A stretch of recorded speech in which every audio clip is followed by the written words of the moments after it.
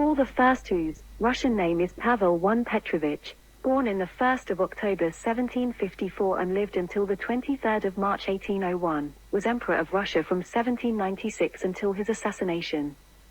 Officially, he was the only son of Peter III and Catherine II the Great, although Catherine hinted that he was fathered by her lover Sergei Saltykov. Paul remained overshadowed by his mother for most of his life. He adopted the laws of succession to the Russian throne, rules that lasted until the end of the Romanov dynasty and of the Russian Empire. He also intervened in the French Revolutionary Wars and, toward the end of his reign, added Kartli and Kakheti in eastern Georgia into the empire, which was confirmed by his son and successor Alexander I. He was de facto Grand Master of the Order of Hospitallers from 1799 to 1801 and ordered the construction of a number of Maltese thrones. Paul's pro-German sentiments and unpredictable behavior made him unpopular among Russian nobility, and he was secretly assassinated by his own officers. Paul I was born in the Palace of Elizabeth of Russia, St. Petersburg. His father, the future Emperor Peter III, was the nephew and heir apparent of the Empress. The last edition of Catherine's memoirs explained that Peter III was certainly Paul's father after all, and why. She lied when hints about another father were written in the first edition, published by Herzen. His mother Catherine II, born the daughter of a minor German prince, would later depose her own husband, Paul's father, Peter III, and reign in her own right as Catherine II, known to history as Catherine the Great. Paul was taken almost immediately after birth from his mother by the Empress Elizabeth, whose overwhelming attention may have done him more harm than good. Once Catherine had done her duty in providing an heir to the throne, Elizabeth had no more use for her, and Paul was taken from his mother at birth and allowed to see her only during very limited moments. In all events, the Russian imperial court, first of Elizabeth and then of Catherine, was not an ideal home for a lonely, needy and often sickly boy. As a boy, he was reported to be intelligent and good-looking. His pug-nosed facial features in later life are attributed to an attack of typhus, from which he suffered in 1771. Paul was put in the charge of a trustworthy governor, Nikita Ivanovich Panin, and of competent tutors. Panin's nephew went on to become one of Paul's assassins. One of Paul's tutors, Poroshin, complained that he was always in a hurry, acting and speaking without reflection. Empress Elizabeth died in 1762, when Paul was 8 years old, and he became crown prince with the accession of his father to the throne as Peter III. However, within a matter of months, Paul's mother engineered a coup and not only deposed her husband but, for a long time, was believed to have had him killed by her supporters. It was later found that Peter III probably died due to a fit of apoplexy when exerting himself in a dispute with Prince Fedor, one of his jailers. Some historians believe that he was murdered by a vindictive Alexei Orlov. After the death of Peter III, Catherine then placed herself on the throne in a surpassingly grand and ostentatious coronation ceremony, for which event the Russian imperial crown was crafted by court jewelers. The 8-year-old Paul retained his position as crown prince. In 1772, a son and heir, Paul, turned 18. Paul and his advisor, Panin, believed he was the rightful Tsar of Russia, as the only son of Peter III. His advisor had also taught him that the rule of women endangered good leadership, which was why he was so interested in gaining the throne. Distracting him, Catherine took trouble to find Paul a wife among the minor princesses of the Holy Roman Empire. She chose Princess Wilhelmina of Hesse-Darmstadt, who acquired the Russian name Natalia Alexeyevna, a daughter of Ludwig IX, Landgrave of Hesse-Darmstadt. The bride's older sister, Frederica Louisa, was already married to the Crown Prince of Prussia. Around this time, Catherine allowed Paul to attend the council in order that he might be trained for his work as emperor. Wilhelmina died in childbirth on the 15th of April 1776, 3 years after the wedding. It soon became even clearer to Catherine that Paul wanted power, including his separate court. There was talk of having both Paul and his mother co-rule Russia, but Catherine narrowly avoided it. A fierce rivalry began between them, as Catherine knew she could never truly trust her son, as his claim to her seat was superior to her. Paul coveted his mother's position, and by the laws of succession prevalent then, it was rightfully his. After her daughter-in-law's death, Catherine began work forthwith on the project of finding another wife for Paul, and on the 7th of October 1776, less than 6 months after the death of his first wife, Paul married again. The bride was the beautiful Sophia Dorothea of Württemberg, who received the new Orthodox name Maria Fyodorova. Their first child, Alexander, was born in 1777, within a year of the wedding, and on this occasion the Empress gave Paul an estate, Pavlovsk. Paul and his wife gained leave to travel through Western Europe in 1781 to 1782. In 1783, the Empress granted him another estate, Gatchina Palace, where he was allowed to maintain a brigade of soldiers whom he drilled on the Prussian model, an unpopular stance at the time. Catherine the Great and her son and heir Paul maintained a distant relationship throughout her reign. The aunt of Catherine's husband, Empress Elizabeth, took up the child as a passing fancy. Elizabeth proved an obsessive but incapable caretaker, as she had raised no children of her own. Paul was supervised by a variety of caregivers. Roderick McGrew briefly relates the neglect to which the infant heir was sometimes subject. On one occasion he fell out of his crib and slept the night away unnoticed on the floor. Even after Elizabeth's death, relations with Catherine hardly improved. Paul was often jealous of the favors she would shower upon her lovers. In one instance, the Empress gave to one of her favorites 50,000 rubles on her birthday, while Paul received a cheap watch. Paul's early isolation from his mother created a distance between them that later events would reinforce. She never considered inviting him to share her power in governing Russia. And once Paul's son Alexander was born, it appeared that she had found a more suitable heir. The use made of his name by the rebel Yemelyan Pugachev, who impersonated his father Peter III, tended no doubt to render Paul's position more difficult. Catherine's absolute power and the delicate balance of courtier status greatly influenced the relationship at court with Paul, who openly disregarded his mother's opinions. Paul adamantly protested his mother's policies, writing a veiled criticism in his Reflections, a dissertation on military reform. In it he directly disparaged expansionist warfare in favor of a more defensive military policy. Unenthusiastically received by his mother, Reflections appeared a threat to her authority and added weight to her suspicion of an internal conspiracy with Paul at its center. For a courtier to have openly supported or shown intimacy towards Paul, especially following this publication, would have meant political suicide. Paul spent the following years away from the imperial court, content to remain at his private estates at Gatchina Palace with his growing family and perform Prussian drill exercises.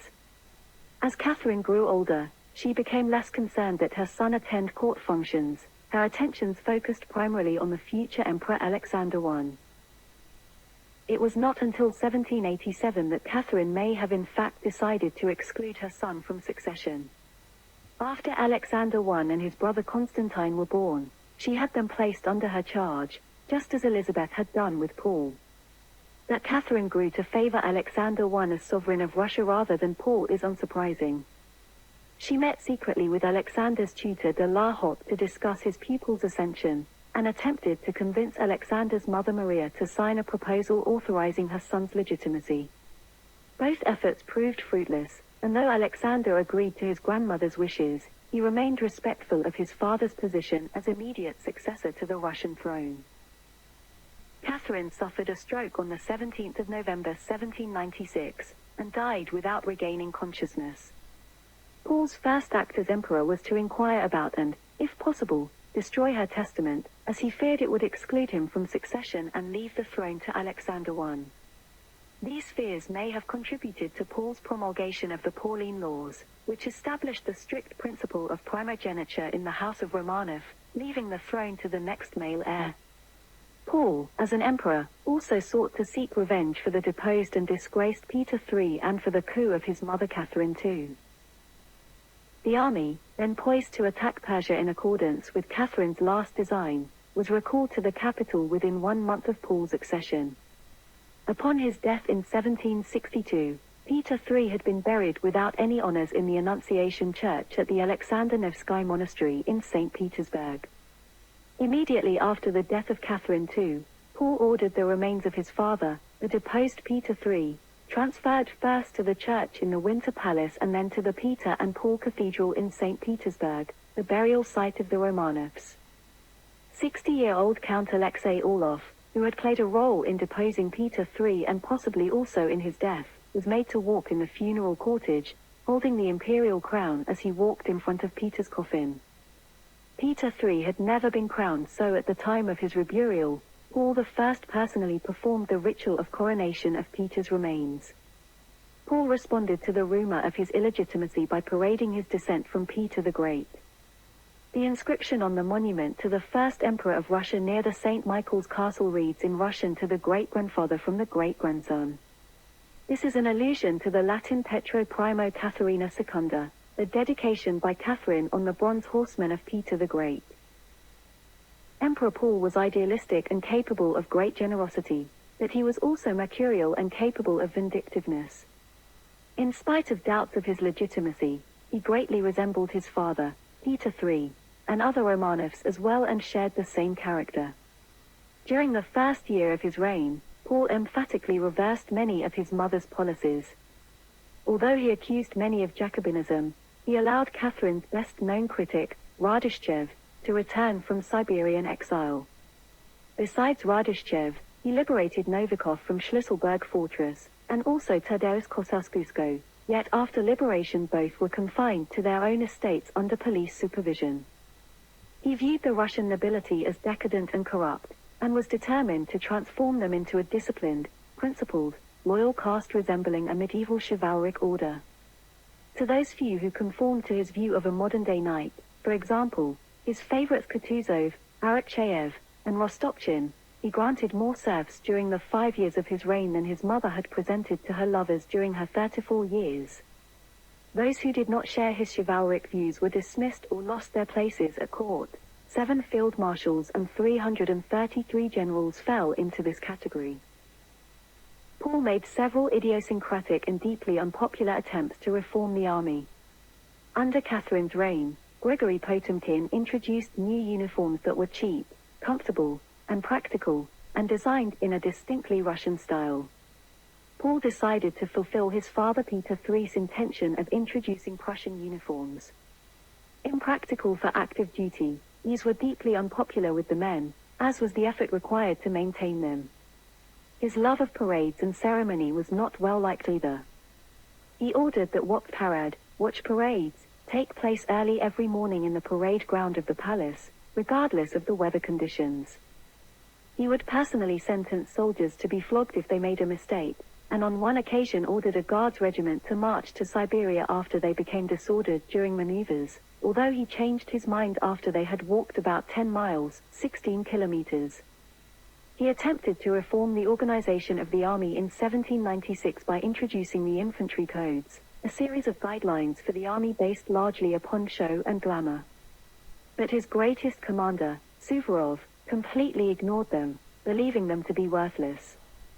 At great expense, he built 3 palaces in or around the Russian capital. Much was made of his courtly love affair with Anna Lopukina.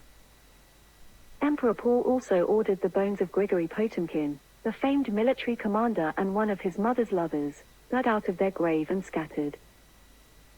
Paul's early foreign policy can largely be seen as reactions against his mother's.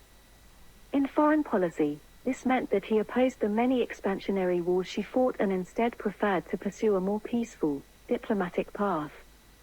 Immediately upon taking the throne, he recalled all troops outside Russian borders, including the struggling expedition Catherine II had sent to conquer Iran through the Caucasus and the 60,000 men she had promised to Britain and Austria to help them defeat the French.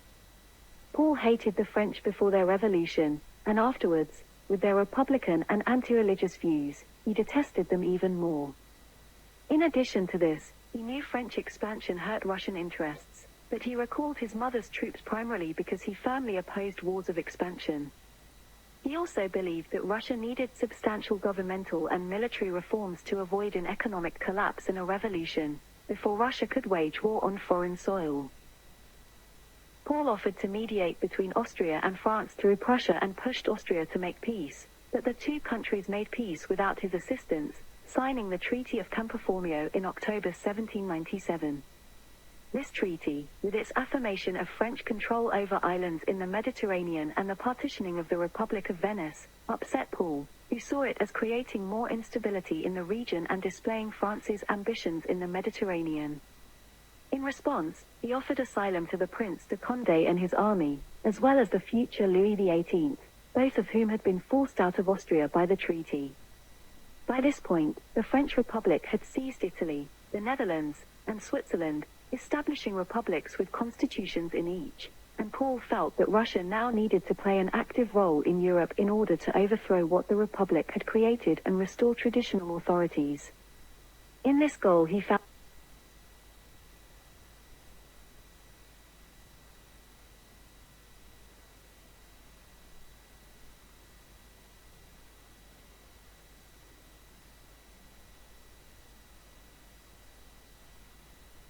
a willing ally in the Austrian Chancellor Baron Thudat, who hated the French and loudly criticized revolutionary principles.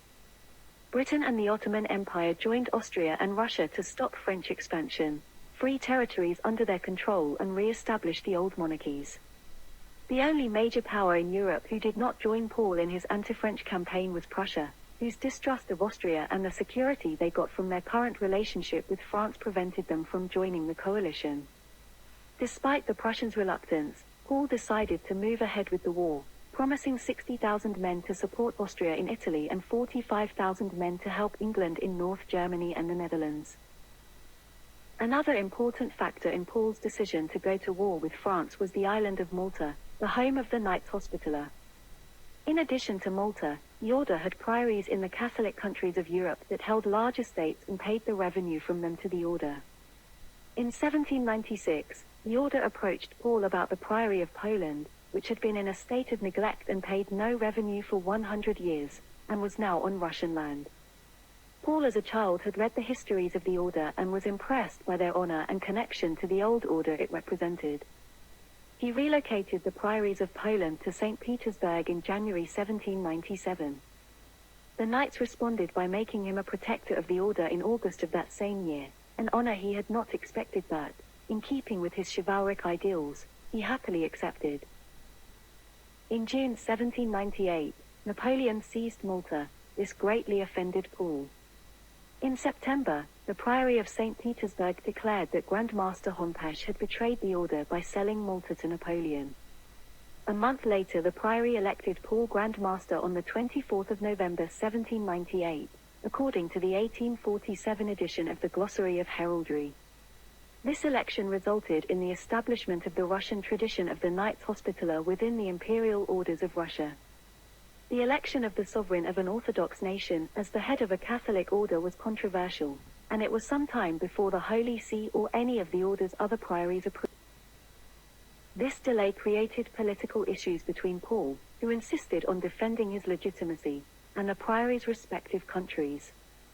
Though recognition of Paul's election would become a more divisive issue later in his reign, the election immediately gave Paul, as Grand Master of the Order, another reason to fight the French Republic, to reclaim the Order's ancestral home. The Russian army in Italy played the role of an auxiliary force sent to support the Austrians, though the Austrians offered the position of chief commander over all the Allied armies to Alexander Suvorov, a distinguished Russian general. Under Suvorov, the Allies managed to push the French out of Italy, though they suffered heavy losses. However, by this point in time, cracks had started to appear in the Russo-Austrian alliance, due to their different goals in Italy. While Paul and Suvorov wanted the liberation and restoration of the Italian monarchies, the Austrians sought territorial acquisitions in Italy, and were willing to sacrifice later Russian support to acquire them. The Austrians, therefore, happily saw Suvorov and his army out of Italy in 1799 to go meet up with the army of Alexander Korsakov, at the time assisting the Austrian Archduke Charles to expel the French armies currently occupying Switzerland. However, the campaign in Switzerland had become a stalemate, without much activity on either side until the Austrians withdrew. Because this happened before Korsakov and Suvorov could unite their forces, the French could attack their armies one at a time, destroying Korsakovs, and forcing Suvorov to fight his way out of Switzerland, suffering heavy losses. Suvorov, shamed, blamed the Austrians for the terrible defeat in Switzerland, as did his furious sovereign. This defeat, combined with Austria's refusal to reinstate the old monarchies in Italy and their disrespect of the Russian flag during the taking of Ancona, led to the formal cessation of the alliance in October 1799. Although by the fall of 1799 the Russo-Austrian alliance had more or less fallen apart, Paul still cooperated willingly with the British. Together, they planned to invade the Netherlands, and through that country attack France proper. Unlike Austria, neither Russia nor Britain appeared to have any secret territorial ambitions. They both simply sought to defeat the French. The Anglo-Russian invasion of Holland started well, with a British victory, the Battle of Calais-Sougon, the 27th of August 1799, in the north, but when the Russian army arrived in September, the Allies found themselves faced with bad weather, poor coordination, and unexpectedly fierce resistance from the Dutch and the French, and their success evaporated. As the month wore on, the weather worsened and the Allies suffered more and more losses, eventually signing an armistice in October 1799. The Russians suffered 3/4 of Allied losses and the British left the Russian troops on an island in the Channel after the retreat, as Britain did not want them on the mainland. This defeat and subsequent maltreating of Russian troops strained Russo-British relations, but a definitive break did not occur until later. The reasons for this break are less clear and simple than those of the split with Austria, but several key events occurred over the winter of 1799 to 1800 that helped. Bonaparte released 7,000 captive Russian troops that Britain had refused to pay the ransom for. Paul grew closer to the Scandinavian countries of Denmark and Sweden, whose claim to neutral shipping rights offended Britain. Paul had the British ambassador in St. Petersburg, Whitworth, recalled in 1800, and Britain did not replace him, without any clear reason given as to why, and Britain, needing to choose between their two allies, chose Austria, who had with certainty committed to fighting the French to the end. Finally, two events occurred in rapid succession that destroyed the alliance completely. First, in July 1800, the British seized a Danish frigate, prompting Paul to close the British trading factories in St. Petersburg as well as impound British ships and cargo. Second, even though the Allies resolved this crisis, Paul could not forgive the British for Admiral Nelson's refusal to return Malta to the Order of St. John, and therefore to Paul, when the British captured it from the French in September 1800. In a drastic response, Paul seized all British vessels in Russian ports, sent their crews to detention camps and took British traders hostage until he received satisfaction. Over the next winter, he went further, using his new armed neutrality coalition with Sweden, Denmark and Prussia to prepare the Baltic against possible British attack, prevent the British from searching neutral merchant vessels, and freeze all British trade in Northern Europe. As France had already closed all of Western and Southern Europe to British trade, Britain, which relied heavily upon imports, especially for timber, naval products, and grain, felt seriously threatened by Paul's move and reacted fast. In March 1801, Britain sent a fleet to Denmark, bombarding Copenhagen and forcing the Danes to surrender in the beginning of April. Nelson then sailed towards St. Petersburg, reaching Revel on the 14th of May 1801, but after the conspiracy assassinated Paul on the 23rd of March 1801, the new Tsar Alexander I opened peace negotiations shortly after taking the throne. The most original aspect of Paul I's foreign policy was his rapprochement with France after the coalition fell apart. Several scholars have argued that this change in position, radical though it seemed, made sense, as Bonaparte became first consul and made France a more conservative state, consistent with Paul's view of the world. Paul also decided to send a Cossack army to take British India, as Britain itself was almost impervious to direct attack, being an island nation with a formidable navy, but the British had left India largely unguarded and would have great difficulty staving off a force that came over land to attack it. The British themselves considered this enough of a problem that they signed 3 treaties with Persia, in 1801, 1809 and 1812, to guard against an army attacking India through Central Asia. Paul sought to attack the British where they were weakest, through their commerce and their colonies. Throughout his reign, his policies focused re-establishing peace and the balance of power in Europe, while supporting autocracy and old monarchies, without seeking to expand Russia's borders. In lieu of Russia's failure to honor the terms of the Treaty of Georgievsk, Iran re-invaded Georgia and captured and sacked Tbilisi. Georgian rulers felt they had nowhere else to turn now as Georgia was again re-subjugated by Iran. Tbilisi was captured and burnt to the ground, and eastern Georgia reconquered. However, Aga Mohammed Khan, Persia's ruler, was assassinated in 1797 in Shushol, after which the Persian grip on Georgia softened again. Irakli, king of Kartli, still dreaming of a united Georgia, died a year later. After his death, a civil war broke out over the succession to the throne of Kartli, and one of the rival candidates called on Russia to intervene and decide matters. On the 8th of January 1801, Tsar Paul I signed a decree on the incorporation of Georgia, Kartli, within the Russian Empire, which was confirmed by Tsar Alexander I on the 12th of September 1801. The Georgian envoy in St. Petersburg, Garsavan Chavchavadze, reacted with a note of protest that was presented to the Russian Vice-Chancellor Alexander Kurakin. In May 1801, Russian General Karl Heinrich von Neuring removed the Georgian heir to the throne, David Batonishvili, from power and deployed a provisional government headed by General Ivan Lazarev. Some of the Georgian nobility did not accept the decree until April 1802, when General Neuring held the nobility in Tbilisi's Sioni Cathedral and forced them to take an oath on the imperial crown of Russia. Those who disagreed were arrested. Wanting to secure the northernmost reaches of his empire, and aware that the grip on Georgia was drastically loosening with Russia's formal entrance into Tbilisi, Aga Mohammed Khan's successor, Fath Ali Shah Qajar, got involved in the Russo-Persian War, 1804 to 1813. In the summer of 1805, Russian troops on the Askarani River and near Sagam defeated the Persian army. In 1810, the Kingdom of Imereti, western Georgia, was annexed by the Russian Empire after the suppression of King Solomon II's resistance.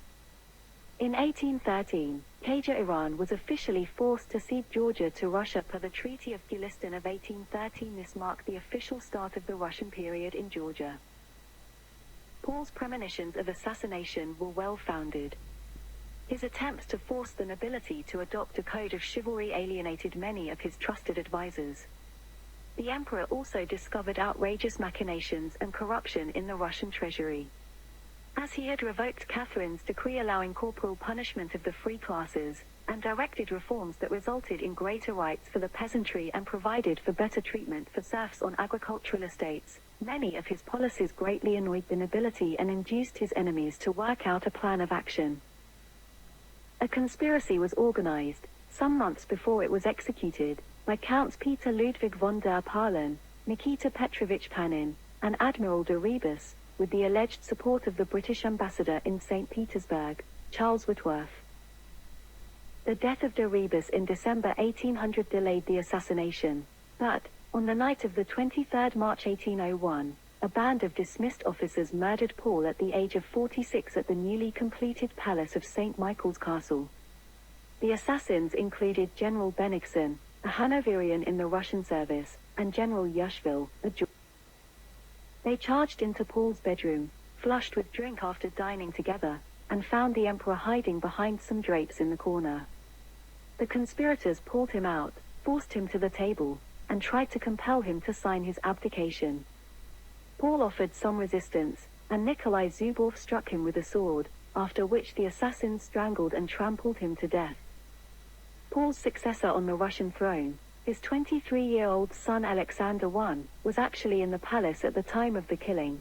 He had given his consent to the overthrow of Paul, but had not supposed that this would be carried out by means of assassination. General Nikolai Zubov announced his accession to the heir, accompanied by the admonition, "Time to grow up. Go and rule." Alexander I did not punish the assassins, and the court physician, James Wiley, declared apoplexy the official cause of death. There is some evidence that Paul I was venerated as a saint among the Russian Orthodox populace, even though he was never officially canonized by any of the Orthodox churches. Portrayals of Paul I in popular culture are as follows. In 1906, Dmitry Merezkovsky published his tragedy Paul I, the most prominent performance of which was made on the Soviet Army Theater's stage in 1989, with Oleg Borisov as Paul. The Patriot, 1928 film, directed by Ernst Lubitsch, is a biopic starring Emil Jannings as Paul. It won the Best Writing Oscar at the Second Academy Awards. It is now mostly lost, with about one-third of the film preserved in archives. The Soviet film Lieutenant Kaj, 1937, directed by Alexander Faintzimmer and based on a novella of the same name by Yuri Tinyunov, satirizes Paul's obsession with rigid drill, instant obedience, and martinet discipline.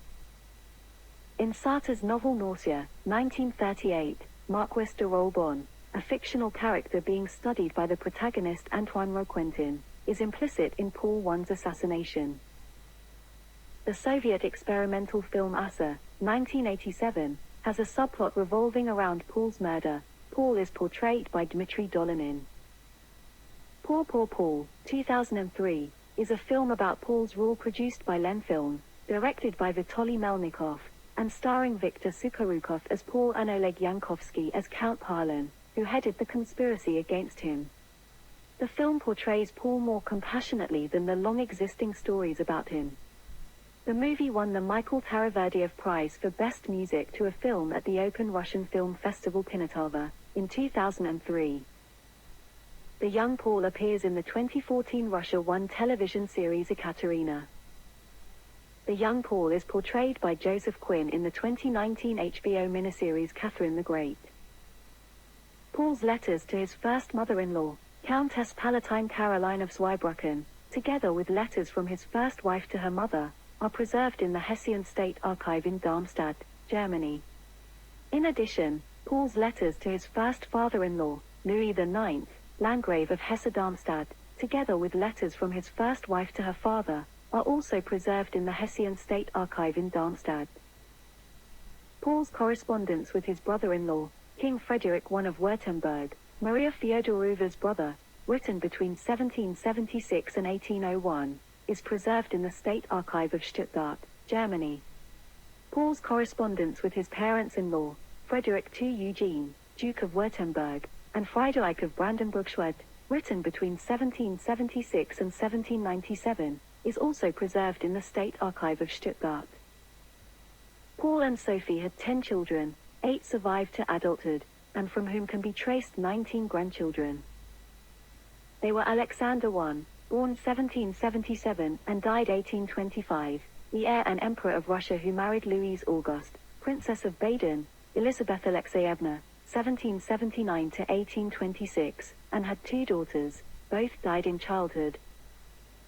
Grand Duke Constantine of Russia born 1779, who married first Juliane, Princess of Saxe-Coburg-Saalfeld, Anna Fyodorovna, married second Countess Joanna Grodzinska-Morganatically. He had with Joanna 1 child, Charles, and 3 illegitimate children, Paul Alexandra from first relationship, Konstantin Konstantinovich and Constance Konstantinovna from second relationship. Grand Duchess Alexandra Pavlovna born 1783 who married Joseph, Archduke of Austria, Count Palatine of Hungary, 1776 to 1847, and had 1 daughter. Both mother and infant died in childbirth. Grand Duchess Elena Pavlovna born 1784, who married Friedrich Ludwig, hereditary Grand Duke of Mecklenburg-Schwerin, 1778 to 1819, and had 2 children. Grand Duchess Maria Pavlovna born 1786, who married Karl Friedrich, Grand Duke of Saxe-Weimar-Eisenach, 1783 to 1853, and had 4 children.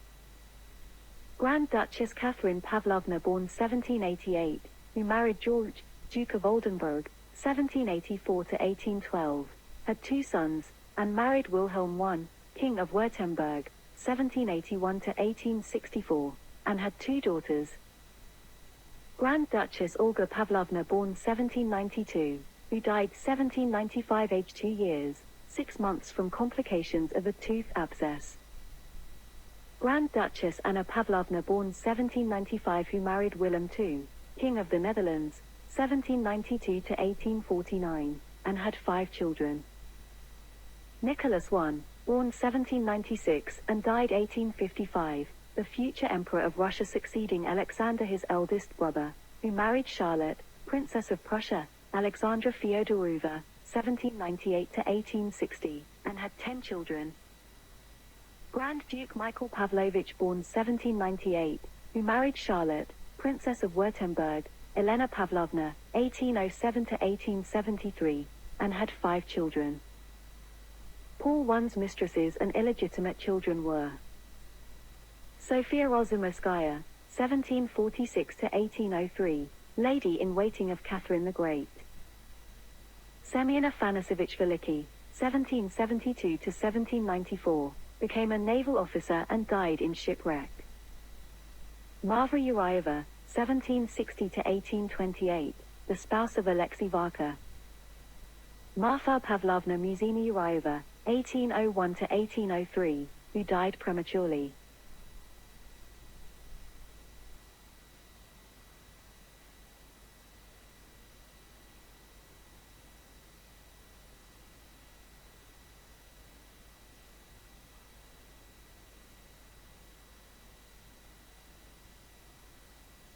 Alexander I, whose Russian name is Alexander I Pavlovich, born on the 23rd of December 1777 and lived to the 1st of December 1825, was Emperor of Russia from 1801, the first King of Congress Poland from 1815, and the Grand Duke of Finland from 1809 to his death.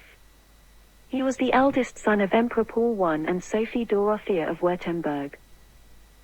The son of Grand Duke Paul Petrovich, later Paul I, Alexander succeeded to the throne after his father was murdered. He ruled Russia during the chaotic period of the Napoleonic Wars. As prince and during the early years of his reign, Alexander often used liberal rhetoric, but continued Russia's absolutist policies in practice. In the first years of his reign, he initiated some minor social reforms and in 1803 to 1804, major liberal educational reforms, such as building more universities. Alexander appointed Mikhail Speransky, the son of a village priest, as one of his closest advisors. The collegia were abolished and replaced by the State Council, which was created to improve legislation. Plans were also made to set up a parliament and sign a constitution. In foreign policy, he changed Russia's position towards France 4 times between 1804 and 1812 among neutrality, opposition, and alliance. In 1805 he joined Britain in the War of the Third Coalition against Napoleon, but after suffering massive defeats at the battles of Austerlitz and Friedland, he switched sides and formed an alliance with Napoleon by the Treaty of Tilsit in 1807 and joined Napoleon's continental system. He fought a small-scale naval war against Britain between 1807 and 1812 as well as a short war against Sweden from 1808 to 1809 after Sweden's refusal to join the continental system. Alexander and Napoleon hardly agreed, especially regarding Poland, and the alliance collapsed by 1810. Alexander's greatest triumph came in 1812 when Napoleon's invasion of Russia proved to be a catastrophic disaster for the French. As part of the winning coalition against Napoleon, he gained territory in Finland and Poland. He formed the Holy Alliance to suppress revolutionary movements in Europe which he saw as immoral threats to legitimate Christian monarchs. He also helped Austria's Clemens von Metternich in suppressing all national and liberal movements. During the second half of his reign, Alexander became increasingly arbitrary, reactionary, and fearful of plots against him. As a result, he ended many of the reforms he made earlier. He purged schools of foreign teachers, as education became more religiously driven as well as politically conservative. Speransky was replaced as advisor with the strict artillery inspector Alexei Arakcheyev, who oversaw the creation of military settlements. Alexander I died of typhus in December 1825 while on a trip to southern Russia. He left no legitimate children, as his 2 daughters died in childhood. Neither of his brothers wanted to become emperor.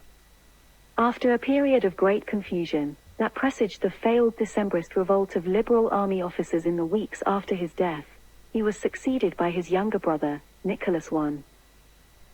Alexander was born at 1045, on the 23rd of December 1777 in St. Petersburg, and he and his younger brother Constantine were raised by their grandmother, Catherine the Great.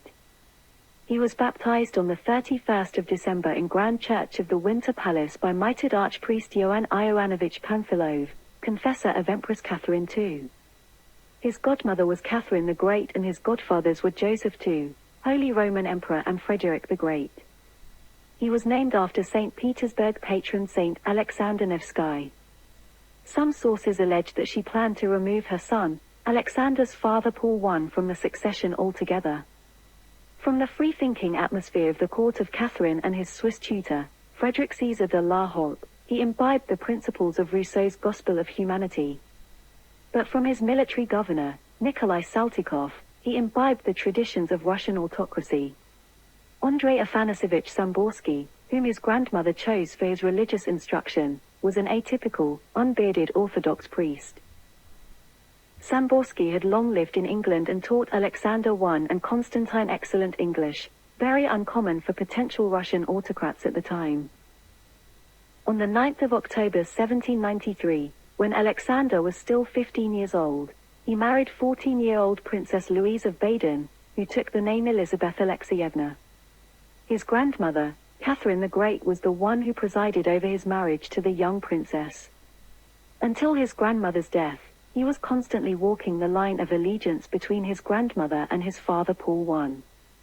His steward Nikolai Saltykov helped him navigate the political landscape, engendering dislike for his grandmother and dread in dealing with his father. Catherine had the Alexander Palace built for the couple.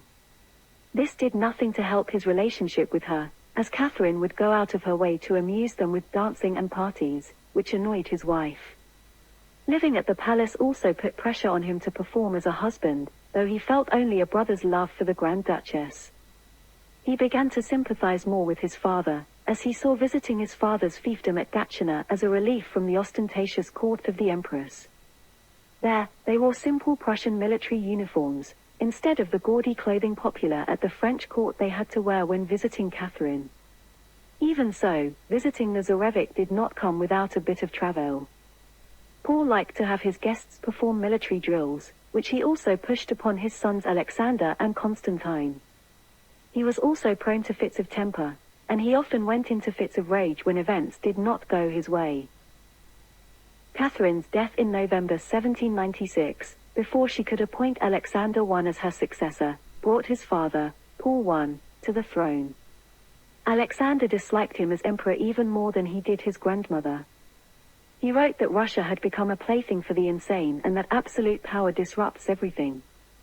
It is likely that seeing two previous rulers abuse their autocratic powers in such a way pushed him to be one of the more progressive Romanov Tsars of the 19th and 20th centuries. Among the rest of the country, Paul I was widely unpopular.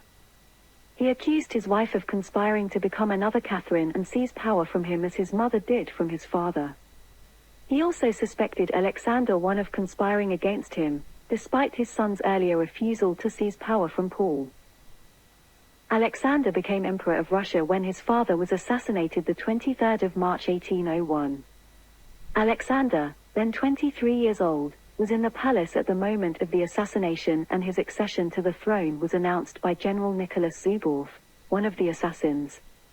Historians still debate Alexander's role in his father's murder.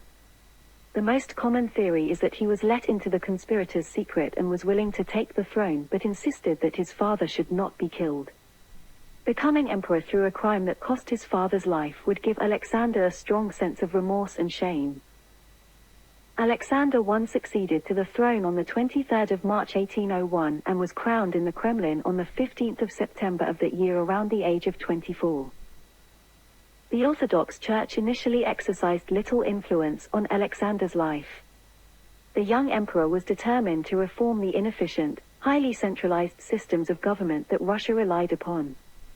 While retaining for a time the old ministers, one of the first acts of his reign was to appoint the private committee, comprising young and enthusiastic friends of his own, Viktor Kochubey, Nikolai Novosiltsev, Pavel Stroganov, and Adam Jerzy Czartoryski, to draw up a plan of domestic reform, which was supposed to result in the establishment of a constitutional monarchy in accordance with the teachings of the Age of Enlightenment. A few years into his reign, the liberal Mikhail Speransky became one of the emperor's closest advisors, and he drew up many plans for elaborate reforms. In the government reform of Alexander I, the old collegia were abolished and new ministries were created in their place, led by ministers responsible to the crown. A council of ministers under the chairmanship of the sovereign dealt with all interdepartmental matters. The State Council was created to improve the technique of legislation. It was intended to become the second chamber of representative legislature. The governing Senate was reorganized as the Supreme Court of the Empire. The codification of the laws initiated in 1801 was never carried out during his reign. Alexander wanted to resolve another crucial issue in Russia, the status of the serfs, although this was not achieved until 1861, during the reign of Alexander II. His advisors quietly discussed the options at length. Cautiously, he extended the right to own land to most classes of subjects, including state-owned peasants, in 1801 and created a new social category of free agriculturalists, for peasants voluntarily emancipated by their masters, in 1803. The great majority of serfs were not affected. When Alexander's reign began, there were 3 universities in Russia, at Moscow, Vilna or Vilnius, and Dorpat or Tartu. These were strengthened, and 3 others were founded at St. Petersburg, Kharkov, and Kazan. Literary and scientific bodies were established or encouraged, and his reign became noted for the aid lent to the sciences and arts by the emperor and the wealthy nobility. Alexander later expelled foreign scholars. After 1815, the military settlements, farms worked by soldiers and their families under military control, were introduced, with the idea of making the army, or part of it, self-supporting economically and for providing it with recruits. Called an autocrat and Jacobin, a man of the world and a mystic, Alexander appeared to his contemporaries as a riddle which each read according to his own temperament. Napoleon Bonaparte thought him a shifty Byzantine, and called him the Tama of the North, as ready to play any conspicuous part. To Metternich he was a madman to be humoured. Castlereagh, writing of him to Lord Liverpool, gave him credit for grand qualities, but added that he is suspicious and undecided, and to Jefferson he was a man of estimable character, disposed to do good, and expected to diffuse through the mass of the Russian people a sense of their natural rights. In 1803, Beethoven dedicated his Opus 30 violin sonatas to Alexander, who in response gave him a diamond at the Congress of Vienna where they met in 1814. Upon his accession, Alexander reversed many of the unpopular policies of his father, Paul, denounced the League of Armed Neutrality, and made peace with Britain in April 1801. At the same time he opened negotiations with Francis II of the Holy Roman Empire. Soon afterwards at Memel he entered into a close alliance with Prussia, not as he boasted from motives of policy, but in the spirit of true chivalry, out of friendship for the young King Frederick William III and his beautiful wife Louise of Mecklenburg-Strelitz. The development of this alliance was interrupted by the short-lived Peace of October 1801, and for a while it seemed as though France and Russia might come to an understanding. Carried away by the enthusiasm of Frederick Caesar de la Hogue, who had returned to Russia from Paris, Alexander began openly to proclaim his admiration for French institutions and for the person of Napoleon Bonaparte. Soon, however, came a change. La Hogue, after a new visit to Paris, presented to Alexander his reflections on the true nature of the consul for life, which, as Alexander said, tore the veil from his eyes and revealed Bonaparte as not a true patriot, but only as the most famous tyrant the world has produced. Later on, La Hogue and his friend Henri Monod lobbied Alexander, who persuaded the other Allied powers opposing Napoleon to recognize Vaudois and Argovian independence, in spite of Bern's attempts to reclaim them as subject lands. Alexander's disillusionment was completed by the execution of the Duc d'Enghien on trumped-up charges. The Russian court went into mourning for the last member of the House of Condé, and diplomatic relations with France were broken off. Alexander was especially alarmed and decided he had to somehow curb Napoleon's power. In opposing Napoleon I, the oppressor of Europe and the disturber of the world's peace, Alexander in fact already believed himself to be fulfilling a divine mission.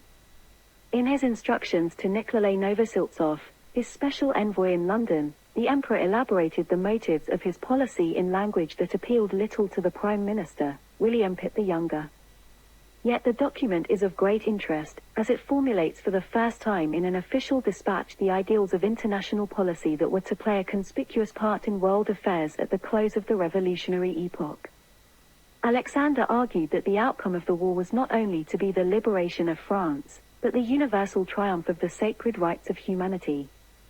To attain this, it would be necessary, after having attached the nations to their government by making these incapable of acting save in the greatest interests of their subjects, to fix the relations of the states amongst each other on more precise rules, and such as it is to their interest to respect. A general treaty was to become the main basis of the relations of the states forming the European Confederation. While he believed the effort would not attain universal peace, it would be worthwhile if it established clear principles for the prescriptions of the rights of nations. The body would assure the positive rights of nations and the privilege of neutrality, while asserting the obligation to exhaust all resources of mediation to retain peace, and would form a new code of the law of nations. Meanwhile, Napoleon, a little deterred by the Russian autocrat's youthful ideology, never gave up hope of detaching him from the coalition. He had no sooner entered Vienna in triumph than he opened negotiations with Alexander. He resumed them after the Battle of Austerlitz on the 2nd of December. Russia and France, he urged, were geographical allies. There was, and could be, between them no true conflict of interests. Together they might rule the world. But Alexander was still determined to persist in the system of disinterestedness in respect of all the states of Europe which he had thus far followed, and he again allied himself with the Kingdom of Prussia. The campaign of Jena and the Battle of Eylau followed, and Napoleon, though still intent on the Russian alliance, stirred up Poles, Turks, and Persians to break the obstinacy of the Tsar.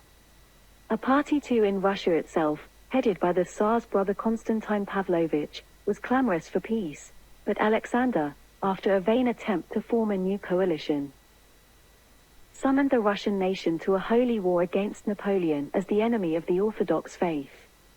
The outcome was the rout of Friedland on the 13th and the 14th of June 1807. Napoleon saw his chance and seized it. Instead of making heavy terms, he offered to the chastened autocrat his alliance, and a partnership in his glory. The two emperors met at Tilsit on the 25th of June 1807. Napoleon knew well how to appeal to the exuberant imagination of his newfound friend. He would divide with Alexander the empire of the world. As a first step, he would leave him in possession of the Danubian principalities and give him a free hand to deal with Finland, and, afterwards, the emperors of the East and West, when the time should be ripe, would drive the Turks from Europe and march across Asia to the conquest of India, a realization of which was finally achieved by the British a few years later, and would change the course of modern history. Nevertheless, a thought awoke in Alexander's impressionable mind, an ambition to which he had hitherto been a stranger. The interests of Europe as a whole were utterly forgotten. The brilliance of these new visions did not, however, blind Alexander to the obligations of friendship, and he refused to retain the Danubian principalities as the price for suffering a further dismemberment of Prussia. "We have made loyal war," he said, "we must make a loyal peace." It was not long before the first enthusiasm of Tilsit began to wane. The French remained in Prussia, the Russians on the Danube, and each accused the other of breach of faith. Meanwhile, however, the personal relations of Alexander and Napoleon were of the most cordial character, and it was hoped that a fresh meeting might adjust all differences between them. The meeting took place at Erfurt in October 1808 and resulted in a treaty that defined the common policy of the two emperors. But Alexander's relations with Napoleon nonetheless suffered a change. He realized that in Napoleon's sentiment never got the better of reason, that as a matter of fact he had never intended his proposed grand enterprise seriously, and had only used it to preoccupy the mind of the Tsar while he consolidated his own power in Central Europe. From this moment the French alliance was for Alexander also not a fraternal agreement to rule the world, but an affair of pure policy. He used it initially to remove the geographical enemy from the gates of St. Petersburg by wresting Finland from Sweden in 1809, and he hoped further to make the Danube the southern frontier of Russia. Events were rapidly heading towards the rupture of the Franco-Russian alliance. While Alexander assisted Napoleon in the War of 1809, he declared plainly that he would not allow the Austrian Empire to be crushed out of existence. Napoleon subsequently complained bitterly of the inactivity of the Russian troops during the campaign. The Tsar in turn protested against Napoleon's encouragement of the Poles. In the matter of the French alliance, he knew himself to be practically isolated in Russia, and he declared that he could not sacrifice the interest of his people and empire to his affection for Napoleon.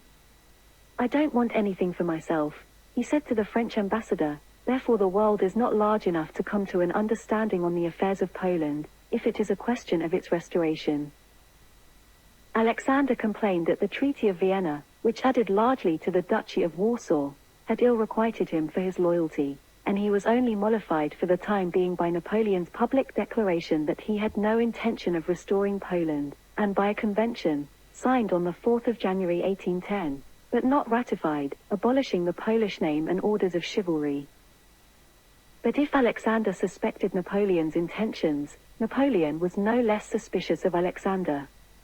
Partly to test his sincerity, Napoleon sent an almost peremptory request for the hand of the Grand Duchess Anna Pavlovna, the Tsar's youngest sister. After some little delay, Alexander returned a polite refusal, pleading the princess's tender age and the objection of the Dowager Empress to the marriage. Napoleon's answer was to refuse to ratify the 4th of January Convention, and to announce his engagement to the Archduchess Marie-Louise in such a way as to lead Alexander to suppose that the two marriage treaties had been negotiated simultaneously. From this time on, the relationship between the two emperors gradually became more and more strained. Another personal grievance for Alexander towards Napoleon was the annexation of Oldenburg by France in December 1810, as the Duke of Oldenburg, the 3rd of January 1754 to the 2nd of July 1823, was the uncle of the Tsar. Furthermore, the disastrous impact of the continental system on Russian trade made it impossible for the emperor to maintain a policy that was Napoleon's chief motive for the alliance. Alexander kept Russia as neutral as possible in the ongoing French war with Britain. He did, however, allow trade to continue secretly with Britain and did not enforce the blockade required by the continental system. In 1810 he withdrew Russia from the continental system and trade between Britain and Russia grew. Relations between France and Russia became progressively worse after 1810. By 1811, it became clear that Napoleon was not keeping to his side of the terms of the Treaty of Tilsit. He had promised assistance to Russia in its war against the Ottoman Empire, but as the campaign went on, France offered no support at all. With war imminent between France and Russia, Alexander started to prepare the ground diplomatically. In April 1812, Russia and Sweden signed an agreement for mutual defense. A month later, Alexander secured his southern flank through the Treaty of Bucharest in 1812, which formally ended the war against the Ottomans. His diplomats managed to extract promises from Prussia and Austria that should Napoleon invade Russia, the former would help Napoleon as little as possible and that the latter would give no aid at all. The Minister of War, Barclay de Tolly, had managed the reform and improvement of the Russian land forces before the start of the 1812 campaign. Primarily on the advice of his sister and Count Alexei Arakcheyev, Alexander did not take operational control as he had done during the 1805 campaign, instead delegating control to his generals, Michael Barclay de Tolly, Prince Pyotr Bagration and Mikhail Kutuzov. Despite brief hostilities in the Persian expedition of 1796, 8 years of peace passed before a new conflict erupted between the two empires. After the Russian annexation of Georgia in 1801, a subject of Persia for centuries, and the incorporation of the Derbent Khanate as well quickly thereafter, Alexander was determined to increase and maintain Russian influence in the strategically valuable Caucasus region. In 1801, Alexander appointed Pavel Tsitsianov, a diehard Russian imperialist of Georgian origin, as Russian commander-in-chief of the Caucasus. Between 1802 and 1804 he proceeded to impose Russian rule on western Georgia and some of the Persian-controlled khanates around Georgia. Some of these khanates submitted without a fight, but the Ganja Khanate resisted, prompting an attack. Ganja was ruthlessly sacked during the siege of Ganja, with some 3,000 to 7,000 inhabitants of Ganja executed, and thousands more expelled to Persia. These attacks by Tsitsianov formed another casus belli or reason and excuse to make war. On the 23rd of May 1804, Persia demanded withdrawal from the regions Russia had occupied, comprising what is now Georgia, Dagestan, and parts of Azerbaijan. Russia refused, stormed Ganja, and declared war. Following an almost 10-year stalemate centered around what is now Dagestan, East Georgia, Azerbaijan, northern Armenia, with neither party being able to gain the clear upper hand, Russia eventually managed to turn the tide. After a series of successful offensives led by General Pyotr Kotlyarevsky, including a decisive victory in the storming of Lankaran, Persia was forced to sue for peace. In October 1813, the Treaty of Gulistan, negotiated with British mediation and signed at Gulistan, made the Persian Shah Fath Ali Shah cede all Persian territories in the North Caucasus and most of its territories in the South Caucasus to Russia. This included what is now Dagestan, Georgia, and most of Azerbaijan. It also began a large demographic shift in the Caucasus, as many Muslim families emigrated to Persia. In the summer of 1812, Napoleon invaded Russia. It was the occupation of Moscow and the desecration of the Kremlin, considered to be the sacred center of Holy Russia, that changed Alexander's sentiment for Napoleon into passionate hatred. The campaign of 1812 was the turning point for Alexander's life. After the burning of Moscow, he declared that his own soul had found illumination, and that he had realized once and for all the divine revelation to him of his mission as the peacemaker of Europe. While the Russian army retreated deep into Russia for almost 3 months, the nobility pressured Alexander to relieve the commander of the Russian army, Field Marshal Barclay de Tolly. Alexander complied and appointed Prince Mikhail Kutuzov to take over command of the army. On the 7th of September, the Grande Army faced the Russian army at a small village called Burjino, 110 kilometers, 70 miles, west of Moscow. The battle that followed was the largest and bloodiest single-day action of the Napoleonic Wars, involving more than 250,000 soldiers and resulting in 70,000 casualties. The outcome of the battle was inconclusive.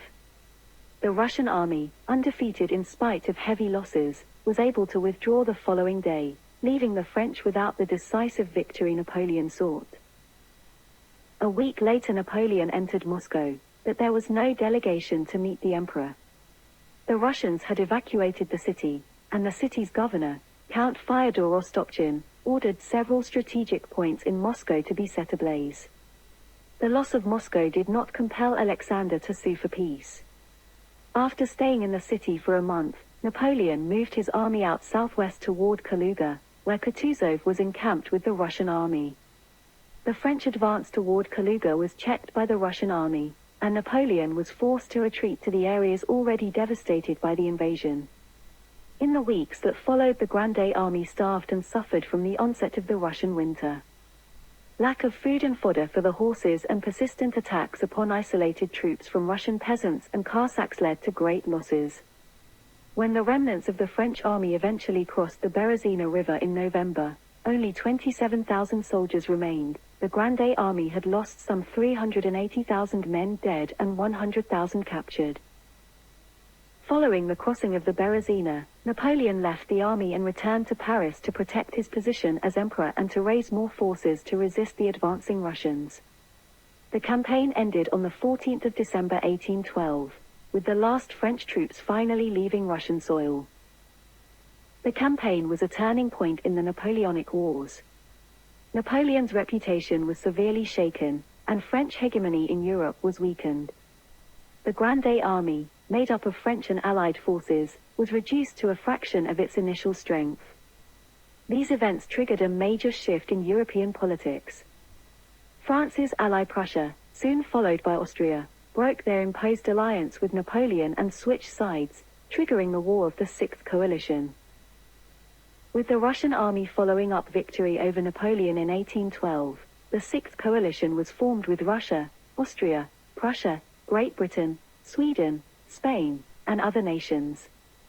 Although the French were victorious in the initial battles during the campaign in Germany, they were eventually defeated at the Battle of Leipzig in the autumn of 1813, which proved to be a decisive victory. Following the battle, the pro-French Confederation of the Rhine collapsed, thereby losing Napoleon's hold on territory east of the Rhine. Alexander, being the supreme commander of the coalition forces in the theater and the paramount monarch among the three main coalition monarchs, ordered all coalition forces in Germany to cross the Rhine and invade France. The coalition forces, divided into three groups, entered northeastern France in January 1814. Facing them in the theater were the French forces numbering only about 70,000 men. In spite of being heavily outnumbered, Napoleon defeated the divided coalition forces in the battles at Brienne and La Rothère, but could not stop the coalition's advance. Austrian Emperor Francis I and King Frederick William III of Prussia felt demoralized upon hearing about Napoleon's victories since the start of the campaign. They even considered ordering a general retreat. But Alexander was far more determined than ever to victoriously enter Paris whatever the cost, imposing his will upon Karl Philipp, Prince of Schwarzenberg, and the wavering monarchs. On the 28th of March, coalition forces advanced towards Paris, and the city surrendered on the 31st of March. Until this battle it had been nearly 400 years since a foreign army had entered Paris, during the 100 Years' War. Camping outside the city on the 29th of March, the coalition armies were to assault the city from its northern and eastern sides the next morning on the 30th of March. The battle started that same morning with intense artillery bombardment from the coalition positions. Early in the morning the coalition attack began when the Russians attacked and drove back the French skirmishers near Belleville before being driven back themselves by French cavalry from the city's eastern suburbs. By 7 a.m. the Russians attacked the Young Guard near Romainville in the center of the French lines and after some time and hard fighting, pushed them back. A few hours later the Prussians, under Gebhard Lebrecht von Blücher, attacked north of the city and carried the French position around Aubervilliers, but did not press their attack. The Württemberg troops seized the positions at St. Maur to the southwest, with Austrian troops in support. The Russian forces then assailed the heights of Montmartre in the city's northeast. Control of the heights was severely contested, until the French forces surrendered. Alexander sent an envoy to meet with the French to hasten the surrender. He offered generous terms to the French, and although having intended to avenge Moscow, he declared himself to be bringing peace to France rather than its destruction. On the 31st of March Talleyrand gave the key of the city to the Tsar. Later that day the coalition armies triumphantly entered the city with Alexander at the head of the army, followed by the King of Prussia and Prince Schwarzenberg. On the 2nd of April, the Senate passed the Acte de Déchéance l'Empereur, which declared Napoleon deposed. Napoleon was in Fontainebleau when he heard that Paris had surrendered. Outraged, he wanted to march on the capital, but his marshals refused to fight for him and repeatedly urged him to surrender. He abdicated in favor of his son on the 4th of April, but the Allies rejected this out of hand, forcing Napoleon to abdicate unconditionally on the 6th of April. The terms of his abdication, which included his exile to the Isle of Elba, were settled in the Treaty of Fontainebleau on the 11th of April. A reluctant Napoleon ratified it 2 days later, marking the end of the War of the Sixth Coalition. Alexander tried to calm the unrest of his conscience by correspondence with the leaders of the evangelical revival on the continent, and sought for omens and supernatural guidance in texts and passages of Scripture. It was not, however, according to his own account, till he met the Baroness de Kruidner, a religious adventuress who made the conversion of princes her special mission, at Basel, in the autumn of 1813, that his soul found peace. From this time a mystic pietism became the avowed force of his political, as of his private actions. Madame de Kruidner, and her colleague, the evangelist Henri Louis Impéters, became the confidants of the emperor's most secret thoughts, and during the campaign that ended in the occupation of Paris the imperial prayer meetings were the oracle on whose revelations hung the fate of the world. Such was Alexander's mood when the downfall of Napoleon left him one of the most powerful sovereigns in Europe. With the memory of the Treaty of Tilsit still fresh in men's minds, it was not unnatural that to cynical men of the world like Clemens Wenzel von Metternich he merely seemed to be disguising under the language of evangelical abnegation vast and perilous schemes of ambition. The puzzled powers were, in fact, the more inclined to be suspicious in view of other, and seemingly inconsistent, tendencies of the emperor, which yet seemed all to point to a like disquieting conclusion. For Madame de Krüdener was not the only influence behind the throne, and, though Alexander had declared war against the revolution, La Holte, his erstwhile tutor, was once more at his elbow, and the catchwords of the gospel of humanity were still on his lips. The very proclamations which denounced Napoleon as the genius of evil, denounced him in the name of liberty, and of enlightenment. Conservatives suspected Alexander of a monstrous intrigue by which the Eastern autocrat would ally with the Jacobinism of all Europe, aiming at an all-powerful Russia in place of an all-powerful France. At the Congress of Vienna, Alexander's attitude accentuated this distrust. Robert Stewart, Viscount Castlereagh, whose single-minded aim was the restoration of a just equilibrium in Europe, reproached the Tsar to his face for a conscience which led him to imperil the concert of the powers by keeping his hold on Poland in violation of his treaty obligation.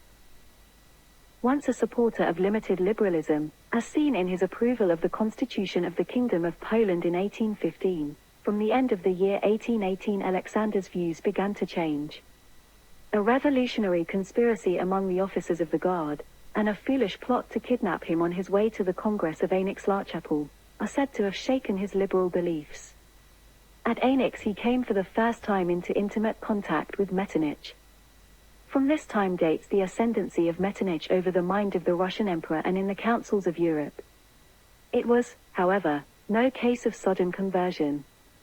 Though alarmed by the revolutionary agitation in Germany, which culminated in the murder of his agent, the dramatist August von Kotzebue, the 23rd of March 1819, Alexander approved of Castlereagh's protest against Metternich's policy of the government's contracting an alliance against the peoples, as formulated in the Carlsbad Decrees of July 1819, and deprecated any intervention of Europe to support a league of which the sole object is the absurd pretensions of absolute power. Alexander I confirmed the new Finnish constitution and made Finland an autonomous Grand Duchy at the Diet of Porvoo in 1809. He still declared his belief in free institutions, though not in such as age forced from feebleness, nor contracts ordered by popular leaders from their sovereigns, nor constitutions granted in difficult circumstances to tide over a crisis. Liberty, he maintained, should be confined within just limits. And the limits of liberty are the principles of order. It was the apparent triumph of the principles of disorder in the revolutions of Naples and Piedmont, combined with increasingly disquieting symptoms of discontent in France, Germany, and among his own people, that completed Alexander's conversion. In the seclusion of the little town of Tropol, where in October 1820 the powers met in conference, Metternich found an opportunity for cementing his influence over Alexander, which had been wanting amid the turmoil and intrigues of Vienna and Aix. Here, in confidence begotten of friendly chats over afternoon tea, the disillusioned autocrat confessed his mistake. "You have nothing to regret," he said sadly to the exultant chancellor, "but I have." The issue was momentous. In January Alexander had still upheld the ideal of a free confederation of the European states, symbolized by the Holy Alliance, against the policy of a dictatorship of the great powers, symbolized by the Quadruple Treaty. He had still protested against the claims of collective Europe to interfere in the internal concerns of the sovereign states. On the 19th of November he signed the Tropol Protocol, which consecrated the principle of intervention and wrecked the harmony of the concert. Ioannis Kapodistrias, Russia's former foreign minister, was elected as the first head of state of independent Greece. At the Congress of Laibach, which had been adjourned in the spring of 1821, Alexander received news of the Greek revolt against the Ottoman Empire. From this time until his death, Alexander's mind was conflicted between his dreams of a stable confederation of Europe and his traditional mission as leader of the Orthodox crusade against the Ottomans. At first, under the careful advice of Metternich, Alexander chose the former. Siding against the Greek revolt for the sake of stability in the region, Alexander expelled its leader Alexander Ypsilantis from the Russian imperial cavalry, and directed his foreign minister, Ioannis Kapodistrias, known as Giovanni, Count Carpo d'Istria, himself a Greek, to disavow any Russian sympathy with Ypsilantis, and in 1822, he issued orders to turn back a deputation from the Greek Morea province to the Congress of Verona on the road. He made some effort to reconcile the principles at conflict in his mind. The Ottoman Sultan Mahmud II had been excluded from the Holy Alliance under the principle that the affairs of the East were the domestic concerns of Russia rather than of the concert of Europe, but Alexander now offered to surrender this claim and act as the mandatory of Europe, as Austria had acted in Naples, but still to march as a Christian liberator into the Ottoman Empire. Metternich's opposition to this assertion of Russian power, putting the Austrian-led balance of power above the interests of Christendom, first opened Alexander's eyes to the true character of Austria's attitude towards his ideals. Once more in Russia, far from the fascination of Metternich's personality, he was once again moved by the aspirations of his people. On the 9th of October 1793, Alexander married Louise of Baden, known as Elizabeth Alexeyevna after her conversion to the Orthodox Church. He later told his friend Frederick William III that the marriage, a political match devised by his grandmother, Catherine the Great, regrettably proved to be a misfortune for him and his spouse. Their 2 children died young, though their common sorrow drew the spouses closer together. Towards the end of Alexander's life their reconciliation was completed by the wise charity of the Empress in sympathizing deeply with him over the death of his beloved daughter Sophia Narishkina, the daughter of his mistress Maria Narishkina, with whom he had a relationship from 1799 until 1818. In 1809, Alexander I was widely and famously rumored to have had an affair with the Finnish noblewoman Ulla Molesvard and to have had a child by her, but this is not confirmed. With his mental health deteriorating, Alexander grew increasingly suspicious of those around him, more withdrawn, more religious, and more passive. Some historians conclude his profile coincides precisely with the schizophrenic prototype, a withdrawn, seclusive, rather shy, introverted, unaggressive, and somewhat apathetic individual. In the autumn of 1825 the emperor undertook a voyage to the south of Russia due to the increasing illness of his wife. During his trip he himself caught typhus, from which he died in the southern city of Taganrog on the 19th of November 1825 aged 47. His 2 brothers disputed who would become Tsar, each wanted the other to do so. His wife died a few months later as the emperor's body was transported to St. Petersburg for the funeral. He was interred at the St. Peter and Paul Cathedral of the Peter and Paul Fortress in St. Petersburg on the 13th of March 1826. There are many rumors and legends, of which the most often told claim that he did not die but rather became a Siberian hermit named Fyodor Kozmik. Historians reject the legends, but popular writers resurrect them often. The children of Alexander I of Russia are as follows. By his wife Louise of Baden, Maria Alexandrova, Grand Duchess of Russia 1799 to 1800, sometimes rumored to be the child of Adam Czartoryski, died aged 1. Elizabeta Alexandrova, Grand Duchess of Russia 1806 to 1808, sometimes rumored to be the child of Alexei Akartnikov, died aged 1 of an infection.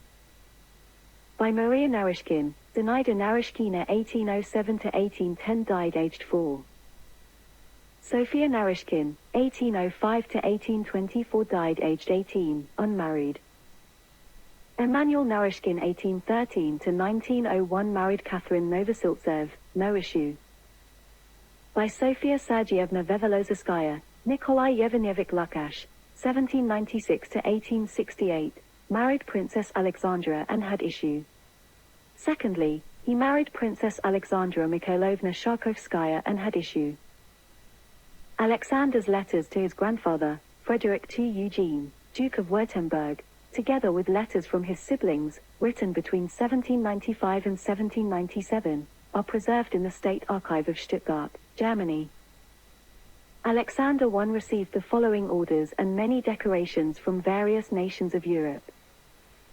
They are, from the Russian Empire: Knight of St. Andrew, Knight of St. Alexander Nevsky, Knight of St. Anna, First Class, and the Grand Cross of the Order of St. John of Jerusalem. From Sweden, Knight of the Seraphim, and Grand Cross of the Sword, First Class. From Kingdom of Prussia, Knight of the Black Eagle, and the Iron Cross, Second Class. From the Two Sicilies, Knight of St. Januarius. From France, and the French Empire, Grand Eagle of the Legion of Honor. From the Kingdom of France, Grand Cross of the Legion of Honor. and Knight of the Holy Spirit, from Denmark, Knight of the Elephant. From the United Kingdom, Stranger Knight of the Garter, from the Kingdom of Bavaria, Knight of St. Hubert, from Spain, Knight of the Golden Fleece, from the Austrian Empire, Knight of the Military Order of Maria Theresa.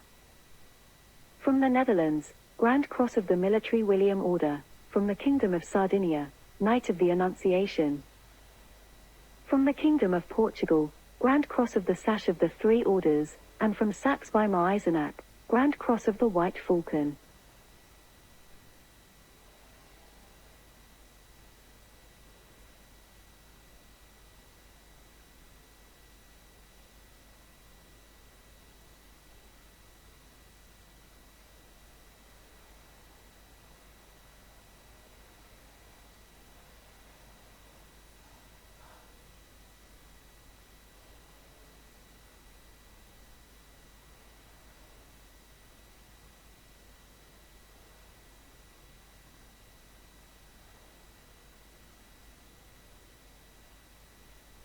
Constantine or Konstantin Pavlovich in Russian, who lived from the 8th of May 1779 to the 27th of June 1831, was a Grand Duke of Russia and the second son of Emperor Paul I and Sophie Dorothea of Württemberg.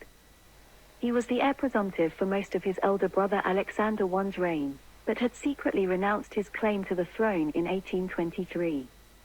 For 25 days after the death of Alexander I, from the 19th of November 1825 to the 26th of December 1825, he was known as His Imperial Majesty Constantine I, Emperor and Sovereign of Russia, although he never reigned and never acceded to the throne. His younger brother Nicholas I became Tsar in 1825. The succession controversy became the pretext of the Decembrist revolt. Constantine was known to eschew court etiquette and to take frequent stands against the wishes of his eldest brother Alexander I, for which he is remembered fondly in Russia, but in his capacity as the governor of Poland he is remembered as a hated ruler. Constantine was born in Tsarskoye Selo on the 27th of April 1779, the second son of the Cesarevich Paul Petrovich and his wife Maria Fyodorovna, daughter of Friedrich II Eugen, Duke of Württemberg. Of all Paul's children, Constantine most closely resembled his father both physically and mentally. His paternal grandmother Catherine the Great named him after Constantine the Great, the founder of the Eastern Roman, Greek, Empire. A medal with antique figures was struck to commemorate his birth. It bears the inscription back to Byzantium, which clearly alludes to Catherine's Greek clan. According to the British ambassador James Harris, Prince Potemkin's mind is constantly taken up with the idea of creating an empire in the East. He has managed to fascinate the Empress with these feelings, and she proved so subject to his chimeras that she christened the newborn Grand Prince Constantine, gave him as nursemaid a Greek by the name of Helen, and talks in her own circles about how to place him on the throne of the Eastern Empire. At the same time she is setting up a town at Tsarskoye Selo to be called Konstantingrad. The direction of the boy's upbringing was entirely in the hands of his grandmother, the Empress Catherine II. As in the case of her eldest grandson, afterward the Emperor Alexander I, she regulated every detail of his physical and mental education, but in accordance with her usual custom, she left the carrying out of her views to the men who were in her confidence. Count Nikolai Saltykov was supposed to be the actual tutor, but he too in his turn transferred the burden to another, interfering personally only on exceptional occasions, and exercised no influence upon the character of the passionate, restless, and headstrong boy. The only person who exerted a responsible influence was Caesar Laholt, who was tutor-in-chief from 1783 to May 1795 and educated both the Empress's grandsons.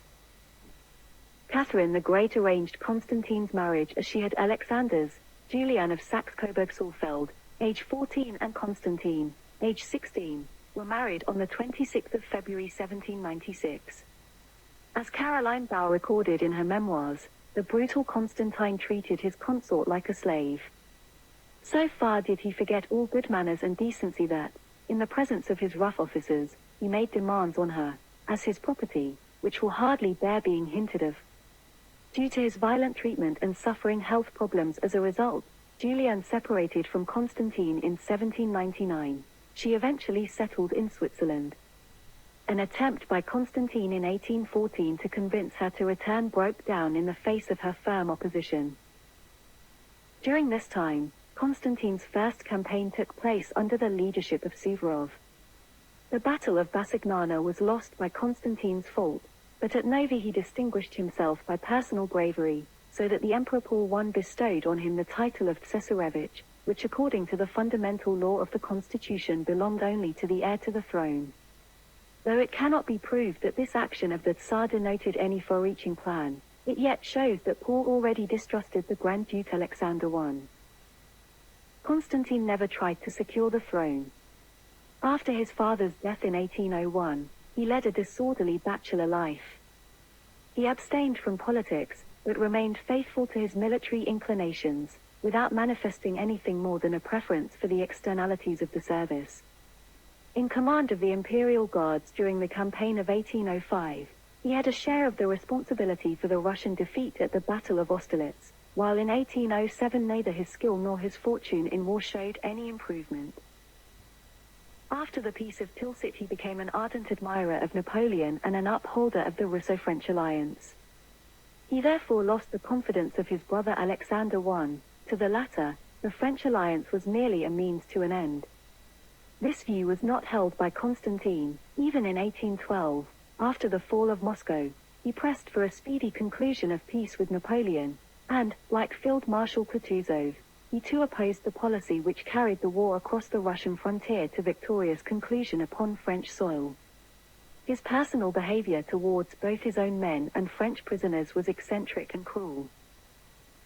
During the campaign, Barclay de Tolly was twice obliged to send him away from the army due to his disorderly conduct. His share in the battles in Germany and France was insignificant. At Dresden, on the 26th of August, his military knowledge failed him at the decisive moment, but at La Fère-Champenoise he distinguished himself by personal bravery. In Paris the Grand Duke excited public ridicule by the manifestation of his petty military fads. His first visit was to the stables, and it was said that he had been marching and drilling even in his private rooms.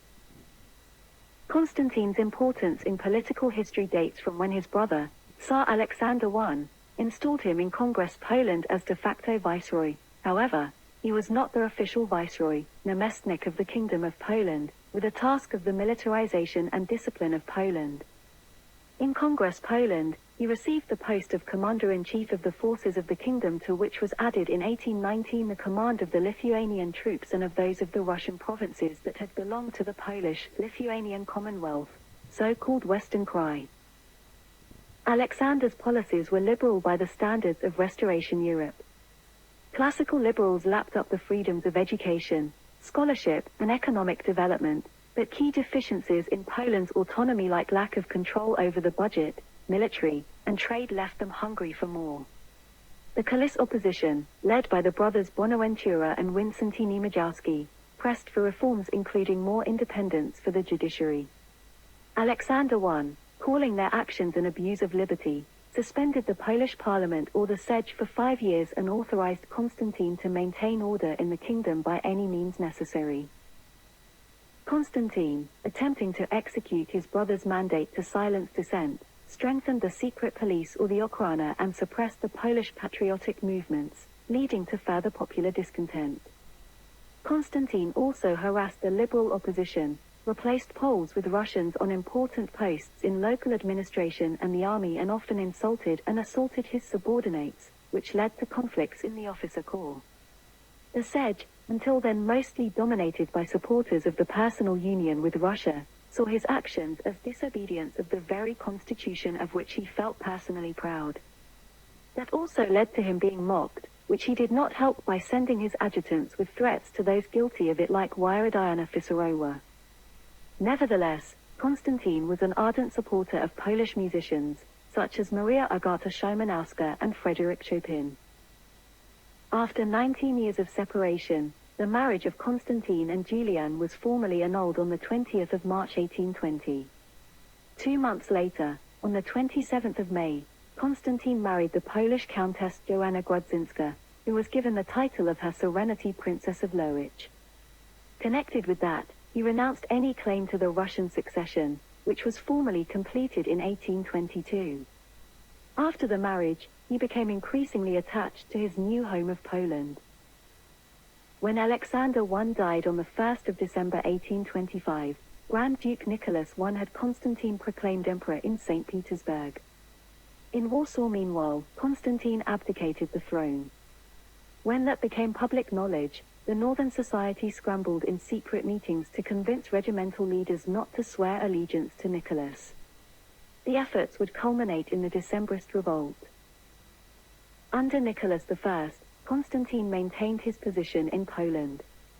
Differences soon arose between him and his brother because of the part taken in the Decembrist conspiracy. Constantine hindered the unveiling of the organized plotting for independence, which had been going on in Poland for many years, and held obstinately to the belief that the army and the bureaucracy were loyal to the Russian Empire.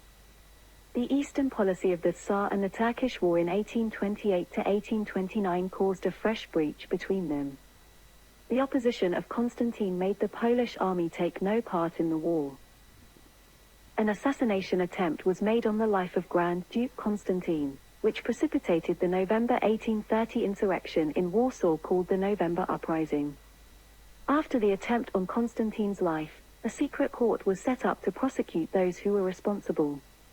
It was learned that Nicholas I had ordered the Grand Duke Constantine to start an energetic investigation and court-martial the culprits. The committee, at its session of the 27th of November, decided irrevocably to start the revolution on the evening of the 29th, at 6 p.m. Like the assassination, the recruitment of army units by the rebels failed. Only 2 units joined them, and only the capture of the armory and the subsequent arming of the populace kept the revolt alive. Constantine saw the revolt as a strictly Polish affair and refused to use troops, as he could have, because it was foolish politically. He could trust his Russian troops, but to use them might be considered a violation of the kingdom's independence and even an act of war. Because of that setback, he was limited to the resources around him. If he decided to intervene, it would require a different source of manpower. He was limited to the handful of Polish troops he could gather together. Constantine thus refused to send his troops against the revolutionaries. The Poles have started this disturbance, and it's Poles that must stop it, and he left the suppression of the revolt in the hands of the Polish government. Polish Prince Ksawery Lubecki, realizing that the insurgents had formed no government by midnight, assembled some members of the council and other prominent personalities on his own initiative.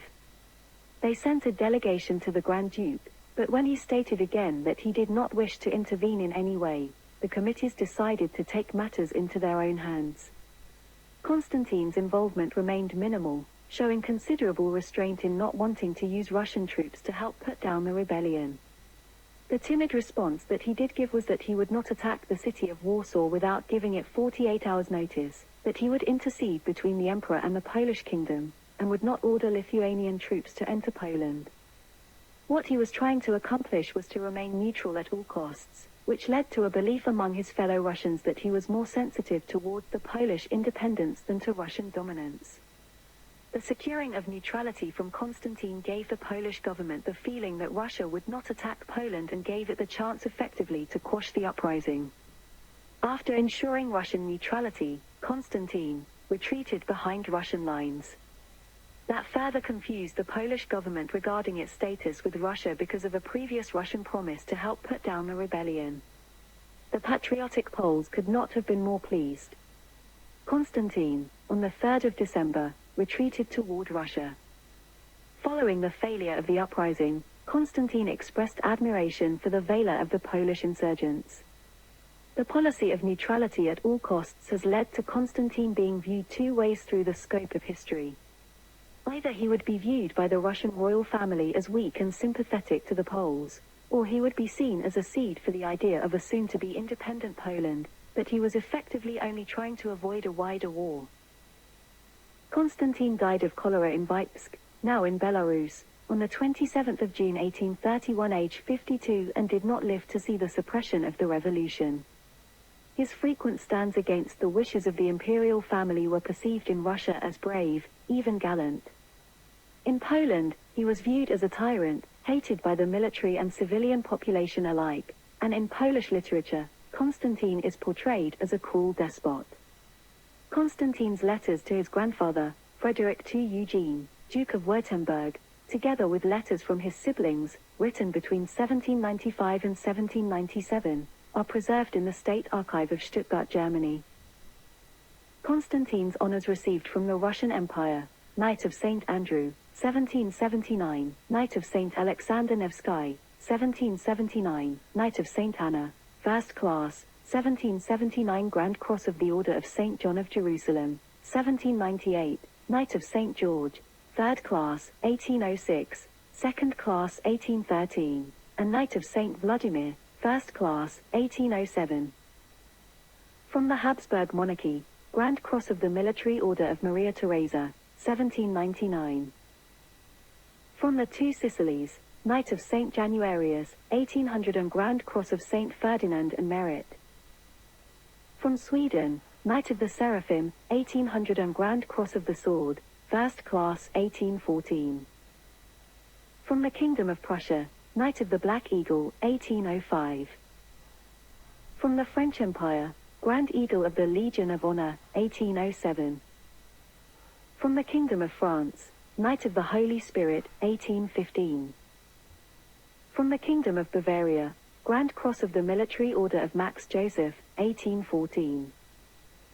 From the Kingdom of Sardinia, Knight of the Annunciation, 1814.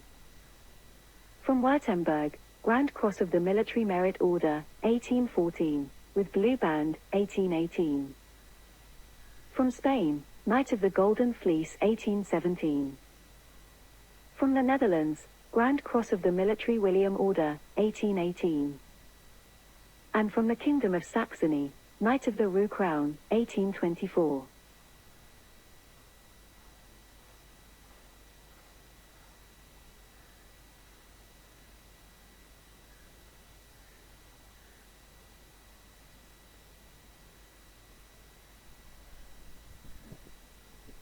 Nicholas I, in Russian, Nikolai I Pavlovich, who lived from the 6th of July 1796 to the 2nd of March 1855, reigned as Emperor of Russia, King of Poland and Grand Duke of Finland from 1825 until his death in 1855. He was the third son of Paul I and younger brother of his predecessor, Alexander I. Nicholas inherited his brother's throne despite the failed Decembrist revolt against him. He is mainly remembered in history as a reactionary whose controversial reign was marked by geographical expansion, economic growth, and massive industrialization on the one hand, and centralization of administrative policies and repression of dissent on the other. Nicholas had a happy marriage that produced a large family. All of their 7 children survived childhood. Nicholas's biographer Nicholas V. Ryasanovsky said that he displayed determination, singleness of purpose, and an iron will, along with a powerful sense of duty and a dedication to very hard work. He saw himself as a soldier, a junior officer totally consumed by spit and Polish. A handsome man, he was highly nervous and aggressive. Trained as an engineer, he was a stickler for minute detail. In his public persona, stated Ryasanovsky, Nicholas I came to represent autocracy personified, infinitely majestic, determined, and powerful, hard as stone, and relentless as fate. Nicholas I was instrumental in helping to create an independent Greek state, and resumed the Russian conquest of the Caucasus by seizing Idea province and the remainder of modern-day Armenia and Azerbaijan from Qajar Persia during the Russo-Persian War of 1826 to 1828. He ended the Russo-Turkish War of 1828-29 successfully as well. Later on, however, he led Russia into the Crimean War of 1853-1856, with disastrous results. Historians emphasize that his micromanagement of the armies hindered his generals, as did his misguided strategy. William C. Fuller notes that historians have frequently concluded that the reign of Nicholas I was a catastrophic failure in both domestic and foreign policy. On the eve of his death, the Russian Empire reached its geographical zenith, spanning over 20 million square kilometers, Oregon 7.7 million square miles, but had a desperate need for reform. Nicholas I was born at Gatchina Palace in Gatchina to Grand Duke Paul and Grand Duchess Maria Fyodorova of Russia or Sophie Dorothea of Württemberg. 5 months after his birth, his grandmother, Catherine the Great, died and his parents became Emperor and Empress of Russia. He was a younger brother of Emperor Alexander I of Russia, who succeeded to the throne in 1801, and of Grand Duke Konstantin Pavlovich of Russia. Ryasanovsky says he was the most handsome man in Europe, but also a charmer who enjoyed feminine company and was often at his best with the men. In 1800, at the age of 4 years, Nicholas I was named Grand Prior of Russia and entitled to wear the Maltese Cross. On the 13th of July 1817, Nicholas I married Princess Charlotte of Prussia, 1798 to 1860, who thereafter went by the name Alexandra Fyodorova when she converted to Orthodoxy. Charlotte's parents were Frederick William III of Prussia and Louise of Mecklenburg-Strelitz. Nicholas and Charlotte were third cousins, as they were both great-great-grandchildren of Frederick William I of Prussia. With 2 older brothers, it initially seemed unlikely Nicholas would ever become Tsar. However, as Alexander and Constantine both failed to produce legitimate sons, Nicholas remained likely to rule one day. In 1825, when Alexander I died suddenly of typhus, Nicholas was caught between swearing allegiance to Constantine and accepting the throne for himself. The interregnum lasted until Constantine, who was in Warsaw at that time, confirmed his refusal. Additionally, on the 25th of December, Nicholas I issued the manifesto proclaiming his accession to the throne. That manifesto retroactively named the 1st of December, the date of Alexander I's death, as the beginning of his reign. During this confusion, a plot was hatched by some members of the military to overthrow Nicholas and seize power. This led to the Decembrist revolt on 26, or on the 14 Old Style, Julian calendar, December 1825, an uprising Nicholas was successful in quickly suppressing. Nicholas completely lacked his brother's spiritual and intellectual breadth. He saw his role simply as that of a paternal autocrat ruling his people by whatever means necessary. Nicholas I began his reign on the 14th of December 1825, Julian calendar, or the 1st of December, which fell on a Monday. Russian superstition held that Mondays were unlucky days. This particular Monday dawned very cold, with temperatures of -8 degrees Celsius. This was regarded by the Russian people as a bad omen for the coming rain. The accession of Nicholas I was marred by a demonstration of 3,000 young Imperial Army officers and other liberal-minded citizens. This demonstration was an attempt to force the government to accept a constitution and a representative form of government. Nicholas ordered the army out to smash the demonstration. The uprising was quickly put down and became known as the Decembrist Revolt. Having experienced the trauma of the Decembrist Revolt on the very first day of his reign, Nicholas I was determined to restrain Russian society. The third section of the Imperial Chancellery ran a huge network of spies and informers with the help of gendarmes. The government exercised censorship and other forms of control over education, publishing, and all manifestations of public life. He appointed Alexander Benkendorf to head this chancellery. Benkendorf employed 300 gendarmes and 16 staff in his office. He began collecting informers and intercepting mail at a high rate. Soon, because of Benkendorf, the saying that it was impossible to sneeze in one's house before it is reported to the emperor, became Benkendorf's creed. Tsar Nicholas I abolished several areas of local autonomy. Bessarabia's autonomy was removed in 1828, Poland's in 1830, and the Jewish Kahal was abolished in 1843. As an exception to this trend, Finland was able to keep its autonomy partly due to Finnish soldiers' loyal participation in crushing the November uprising in Poland. Russia's first railway was open in 1837, a 26 kilometers or 16 miles line between St. Petersburg and the suburban residents of Tsarskoye Selo. The second was the St. Petersburg-Moscow Railway, built in 1842-51. Nevertheless, by 1855 there were only 920 kilometers or 570 miles of Russian railways. In 1833, the Ministry of National Education, Sergei Uvarov, devised a program of orthodoxy, autocracy, and nationality as the guiding principle of the regime. It was a reactionary policy based on orthodoxy in religion, autocracy in government, and the state founding role on the Russian nationality and equal citizen rights for all other peoples inhabiting Russia, with exclusion of Jews. The people were to show loyalty to the unrestricted authority of the Tsar, to the traditions of the Russian Orthodox Church, and to the Russian language. These romantic and conservative principles outlined by Uvarov were also espoused by Vasily Zhukovsky, one of the tutors of the Grand Duke Alexander. The results of these Slavophile principles led, broadly speaking, to increasing repression of all classes, excessive censorship, and surveillance of independent-minded intellectuals like Pushkin and Lermontov, and to the persecution of non-Russian languages and non-Orthodox religions. Taras Shevchenko, later to become known as the national poet of Ukraine, was exiled to Siberia by a direct order of Tsar Nicholas after composing a poem that mocked the Tsar, his wife, and his domestic policies. By order of the Tsar, Shevchenko was kept under strict surveillance and prevented from writing or painting. From 1839, Tsar Nicholas also used a former Byzantine Catholic priest named Joseph Semashko as his agent to force orthodoxy upon the Eastern Rite Catholics of Ukraine, Belarus, and Lithuania. This caused Tsar Nicholas to be condemned by a succession of Roman pontiffs, the Marquis de Custine, Charles Dickens, and many Western governments. Nicholas disliked serfdom and toyed with the idea of abolishing it in Russia, but declined to do so for reasons of state. He feared the aristocracy and believed they might turn against him if he abolished serfdom. However, he did make some efforts to improve the lot of the crown serfs owned by the government, with the help of his minister Pavel Kiselyov. During most of his reign he tried to increase his control over the landowners and other influential groups in Russia.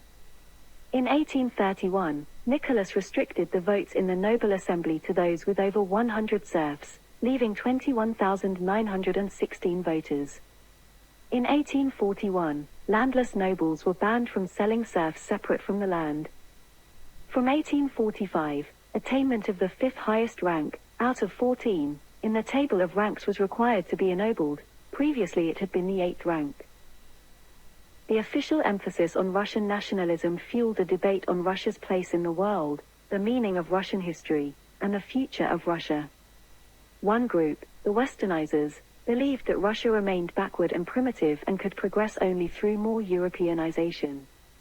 Another group, the Slavophiles, enthusiastically favored the Slavs and their culture and customs, and had a distaste for Westerners and their culture and customs. The Slavophiles viewed Slavic philosophy as a source of wholeness in Russia and were skeptical of Western rationalism and materialism. Some of them believed that the Russian peasant commune, or mayor, offered an attractive alternative to Western capitalism and could make Russia a potential social and moral savior, thus representing a form of Russian messianism. However, the Ministry of Education had a policy of closing philosophy faculties because of possible harmful effects. In the wake of the Decembrist revolt, the Tsar moved to protect the status quo by centralizing the educational system. He wanted to neutralize the threat of foreign ideas and what he ridiculed as pseudo-knowledge. However, his Minister of Education, Sergei Uvarov, quietly promoted academic freedom and autonomy, raised academic standards, improved facilities, and opened higher education to the middle classes.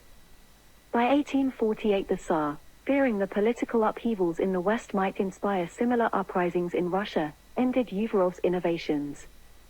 The universities were small and closely monitored, especially the potentially dangerous philosophy departments.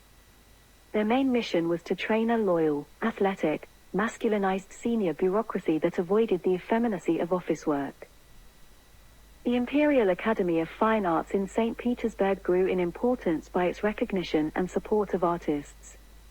Nicholas I decided to control it personally. He overruled it regarding awarding ranks to artists. He reprimanded and humiliated artists whose works he found distasteful. The result was not better art, but just the reverse, compounded by fear and insecurity among members of the art community. Despite the repressions of this period, Russians outside official control produced a flowering of literature and the arts. Through the works of Alexander Pushkin, Nikolai Gogol, Ivan Turgenev, and numerous others, Russian literature gained international stature and recognition. It took root in Russia after its importation from France, and classical music became firmly established with the compositions of Mikhail Glinka, 1804 to 1857. Minister of Finance George von Kankrin persuaded the emperor of the benefits of inviting Prussian scientist Alexander von Humboldt to Russia to investigate regions that could produce mineral wealth. The Russian government paid Humboldt's expenses for his 8-month expedition through Russia in 1829, which resulted in diamond finds in the Ural Mountains. Humboldt published multiple volumes on his Russian expedition, which he dedicated to the Tsar despite his increasing disapproval of the Tsar's policies. In 1851 the Jewish population numbered at 2.4 million, with 212,000 of them living in Russian-controlled Poland territory. This made them one of the largest Inarodzi minorities in the Russian Empire. On the 26th of August 1827 the Edict of Military Conscription, Ustav Rekrutsky Povinnosti, was introduced, which required Jewish boys to serve in the Russian military for 25 years from the age of 18. Before that many of them were forcibly conscripted into Cantonist schools since the age of 12, while being a Cantonist did not count into the time of military service. They were sent far away from their families to serve in the military, so they would have difficulties practicing Judaism and thus be Russified. The poorer village Jews, Jews without families and unmarried Jews were especially targeted for military service. Between 1827 and 1854 it is estimated that there were 70,000 Jews conscripted. Some of the Jews who were forcibly conscripted into the Russian military were, in the absence of connection to their families or community, compelled to convert to Christianity. Under Nicholas I, the Jewish agricultural colonization of Ukraine continued with the transfer of Siberian Jews to Ukraine. In Ukraine, Jews were given land, but had to pay for it, which left very little to support their families. On the other hand, these Jews were exempt from forced military conscription. Under Nicholas I there were attempts to reform the education of Jews with the object of Russification. Study of the Talmud was disapproved of as it was seen as a text that encouraged Jewish segregation from Russian society. Nicholas I further toughened censorship of the Jewish books in Yiddish and Hebrew by allowing these to be printed only in Zhytomyr and Vilna. Nicholas' aggressive foreign policy involved many expensive wars, having a disastrous effect on the empire's finances. Nicholas lavished attention on his very large army. Of a population of 60 to 70 million people, the army counted 1 million men. They had outdated equipment and tactics, but the Tsar, who dressed like a soldier and surrounded himself with officers, gloried in the victory over Napoleon in 1812 and took enormous pride in its smartness on parade. The cavalry horses, for example, were only trained in parade formations, and did poorly in battle. The glitter and braid masked profound weaknesses that he did not see. He put generals in charge of most of his civilian agencies regardless of their qualifications. An agnostic who won fame in cavalry charges was made supervisor of church affairs. The army became the vehicle of upward social mobility for noble youths from non-Russian areas, such as Poland, the Baltic, Finland, and Georgia. On the other hand, many miscreants, petty criminals, and undesirables were punished by local officials by being enlisted for life in the army. The conscription system was highly unpopular with people, as was the practice of forcing peasants to house the soldiers for 6 months of the year. Curtis finds that the pedantry of Nicholas's military system, which stressed unthinking obedience and parade ground evolutions rather than combat training, produced ineffective commanders in time of war. His commanders in the Crimean War were old and incompetent, and indeed so were his muskets, as the colonels sold the best equipment and the best food. For much of Nicholas' reign, Russia was seen as a major military power, with considerable strength. The Crimean War, fought shortly before Nicholas' death, demonstrated to both Russia and the world what few had previously realized: Russia was militarily weak, technologically backward, and administratively incompetent. Despite his grand ambitions toward the south and Turkey, Russia had not built railroad network in that direction, and communications were bad. The bureaucracy was unprepared for war, being riddled with graft, corruption, and inefficiency.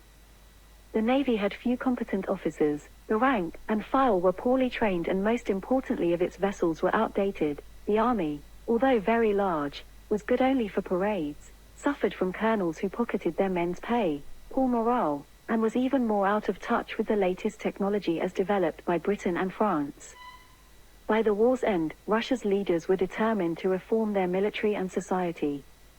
As Fuller notes, Russia had been beaten on the Crimean Peninsula, and the military feared that it would inevitably be beaten again unless steps were taken to surmount its military weakness. An intensely militaristic man, Nicholas regarded the army as the best and greatest institution in Russia and as a model for society, saying, "Here, in the army, there is order.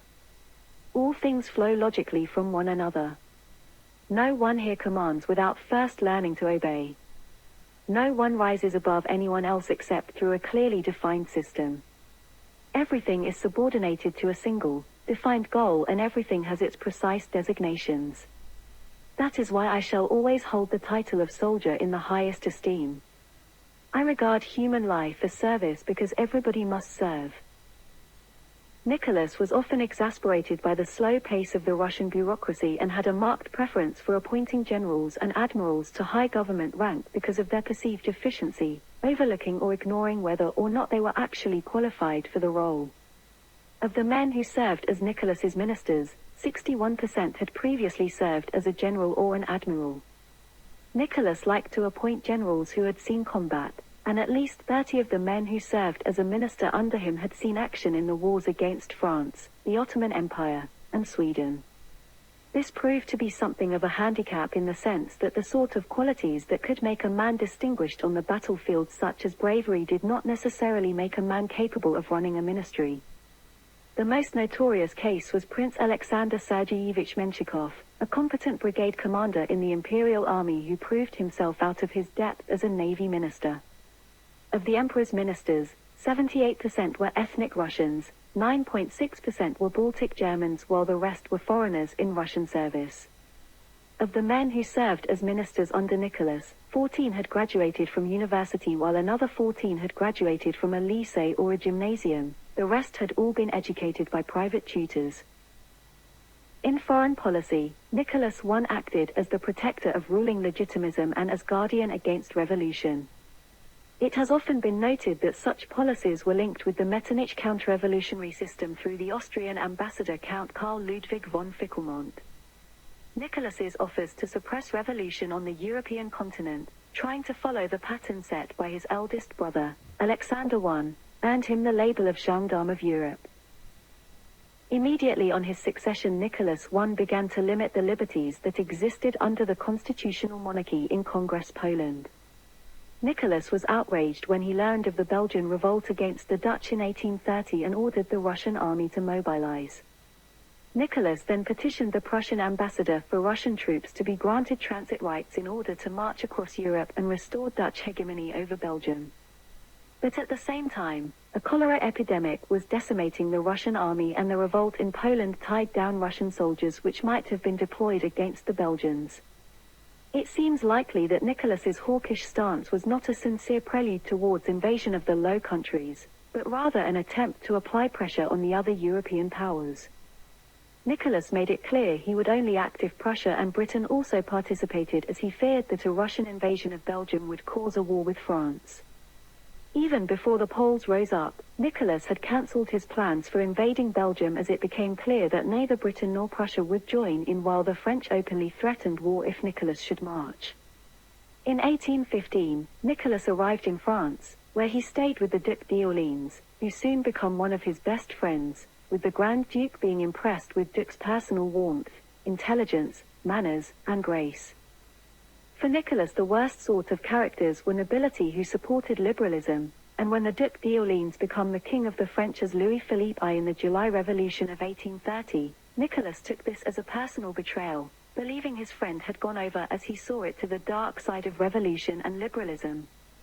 Nicholas hated Louis-Philippe, the self-styled le roi citoyen, the citizen king, as a renegade nobleman and an usurper, and his foreign policy starting in 1830 was primarily anti-French, based upon reviving the coalition that had existed during the Napoleonic era of Russia, Prussia, Austria, and Britain, to isolate France. After the November uprising broke out, in 1831 the Polish parliament deposed Nicholas I as King of Poland in response to his repeated curtailment of its constitutional rights. Nicholas reacted by sending Russian troops into Poland and brutally crushed the rebellion. Nicholas then proceeded to abrogate the Polish constitution in virtual entirety and reduced Poland to the status of a province called Vistula land. Soon after, Nicholas embarked on a policy of repressing Polish culture, beginning with suppressing the Polish Catholic Church. In the 1840s, Nicholas reduced 64,000 Polish nobles to commoner status. In 1848, when a series of revolutions convulsed Europe, Nicholas was at the forefront of reactionism. In 1849, he helped the Habsburgs to suppress the revolution in Hungary, and he also urged Prussia not to adopt a liberal constitution. The Battle of Navarino, in October 1827, marked the effective end of Ottoman rule in Greece. While Nicholas I was attempting to maintain the status quo in Europe, he followed a somewhat more aggressive policy toward the neighboring empires to the south, the Ottoman Empire and Persia. Nicholas was widely believed at the time to be following the traditional Russian policy of resolving the so-called Eastern question by seeking to partition the Ottoman Empire and establish a protectorate over the Orthodox population of the Balkans, still largely under Ottoman control in the 1820s. In fact, Nicholas was deeply committed to upholding the status quo in Europe and feared any attempt to devour the decaying Ottoman Empire would both upset his ally Austria, which also had interests in the Balkans, and bring about an Anglo-French coalition in defense of the Ottomans. Furthermore, in the War of 1828-29, the Russians defeated the Ottomans in every battle fought in the field and advanced deep into the Balkans, but the Russians discovered that they lacked the necessary logistical strength to take Constantinople. Nicholas' policy towards the Ottoman Empire was to use the 1774 Treaty of Kachuk-Kaynarka, which gave Russia a vague right as protector of Orthodox peoples in the Balkans, as a way of placing the Ottoman Empire into the Russian sphere of influence, which was felt to be a more achievable goal than conquering the entire Ottoman Empire. Nicholas actually wanted to preserve the Ottoman Empire as a stable but weak state that would be unable to stand up to Russia, which was felt to serve Russia's interests. Nicholas always thought of Russia as first and foremost a European power and regarded Europe as more important than the Middle East. The Russian Foreign Minister Karl Nesselrode wrote in letter to his ambassador in Constantinople Nikolai Muravyov that the victory of Muhammad Ali of Egypt over Mahmud II would lead to a new dynasty ruling the Ottoman Empire. Nesselrode continued that if the able Muhammad Ali became Sultan, then it could, with the elevation of a new personage to the Turkish throne, revive new strength in that declining empire and distract our attention and forces from European affairs, and thus the monarch, Nicholas, is especially concerned to keep the Sultan on his tottering throne. At the same time, Nicholas argued that because of the economic importance to Russia of the Turkish Straits, through which Russia exports its grain, that Russia had the right to intervene in Ottoman affairs. In 1833, Nicholas told the Austrian ambassador Karl Ludwig von Fickelmont that Oriental affairs are above all a matter for Russia. At the same time that Nicholas claimed the Ottoman Empire was within the Russian sphere of influence, he made it clear that he had no interest in annexing the empire. At another meeting with Fickelmont in 1833, Nicholas, speaking with the Greek project of Catherine the Great in mind, said, "I know everything that has been said of the projects of the Empress Catherine, and Russia has renounced the goal she had set out. I wish to maintain the Turkish Empire. If it falls, I do not desire its debris. I need nothing." Ultimately, Nicholas's policies in the Near East proved to be both costly and largely futile. In 1826-28, Nicholas fought the Russo-Persian War, 1826-28, which ended with Persia forced to cede its last remaining territories in the Caucasus. Russia had conquered all the territories of Iran in both the North Caucasus and South Caucasus, comprising modern-day Georgia, Dagestan, Armenia, and Azerbaijan, through the course of the 19th century. The treaty further conceded extraterritoriality to Russian subjects in Iran, capitulation. As Professor Virginia Aksan adds, the 1828 Treaty of Turkmenchay removed Iran from the military equation. Russia fought a successful war against the Ottomans in 1828–29, but it did little to increase Russian power in Europe. Only a small Greek state became independent in the Balkans, with limited Russian influence. In 1833, Russia negotiated the Treaty of Unkiar-Skelessi with the Ottoman Empire. The major European parties mistakenly believed that the treaty contained a secret clause granting Russia the right to transit warships through the Bosphorus and Dardanelles Straits. This misconception led to the London Straits Convention of 1841, which affirmed Ottoman control over the straits and forbade any power, including Russia, from sending warships through them. Buoyed by his role in suppressing the revolutions of 1848 as well as his mistaken belief he could rely on British diplomatic support, Nicholas moved against the Ottomans, who declared war on Russia on the 8th of October 1853. On the 30th of November, Russian Admiral Nakhimov caught the Turkish fleet in the harbor at Sinope and destroyed it. Fearing the results of a total Ottoman defeat by Russia, in 1854 Britain, France, the Kingdom of Sardinia formed a military coalition and joined forces with the Ottoman Empire against Russia. The preceding conflict became known as the Crimean War in the Ottoman Empire and Western Europe, but was labeled in Russia the Eastern War, in Russian, Ostonaya Voyna. In April 1854, Austria signed a defensive pact with Prussia. Thus, Russia found herself in a war with the every great power of Europe either allied against her militarily or diplomatically. In 1853 Mikhail Pogodin, professor of history at Moscow University, wrote a memorandum to Nicholas. Nicholas himself read Pogodin's text and approvingly commented, "That is the whole point." According to historian Orlando Figes, the memorandum clearly struck a chord with Nicholas, who shared Pogodin's sense that Russia's role as the protector of the Orthodox had not been recognized or understood and that Russia was unfairly treated by the West. Pogodin wrote, "France takes Algeria from Turkey, and almost every year England annexes another Indian principality. None of this disturbs the balance of power, but when Russia occupies Moldavia and Wallachia, albeit only temporarily, that disturbs the balance of power. France occupies Rome and stays there several years during peacetime. That is nothing, but Russia only thinks of occupying Constantinople, and the peace of Europe is threatened. The English declare war on the Chinese, who have, it seems, offended them. No one has the right to intervene, but Russia is obliged to ask Europe for permission if it quarrels with its neighbor. England threatens Greece to support the false claims of a miserable Jew and burns its fleet. That is a lawful action, but Russia demands a treaty to protect millions of Christians, and that is deemed to strengthen its position in the East at the expense of the balance of power. We can expect nothing from the West but blind hatred and malice." Austria offered the Ottomans diplomatic support, and Prussia remained neutral, thus leaving Russia without any allies on the continent. The European allies landed in Crimea and laid siege to the well-fortified Russian Sevastopol naval base. The Russians lost battles at Alma in September 1854 and then at Balaclava and Inkerman. After the prolonged siege of Sevastopol, 1854–55, the base fell, exposing Russia's inability to defend a major fortification on its own soil. On the death of Nicholas I, Alexander II became Tsar. On the 15th of January 1856, the new Tsar took Russia out of the war on very unfavorable terms, which included the loss of a naval fleet on the Black Sea. Nicholas died on the 2nd of March 1855, aged 58 during the Crimean War, at the Winter Palace in St. Petersburg.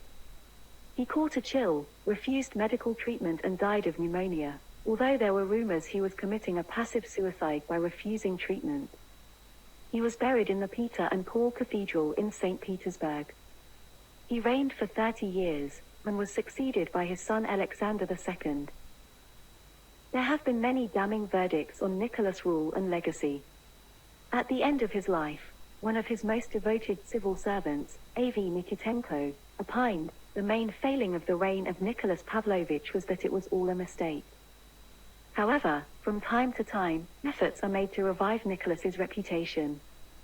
Historian Barbara Jelinek, on the other hand, points to many failures, including the catastrophic state of Russian finances, the badly equipped army, the inadequate transportation system, and a bureaucracy which was characterized by graft, corruption, and inefficiency.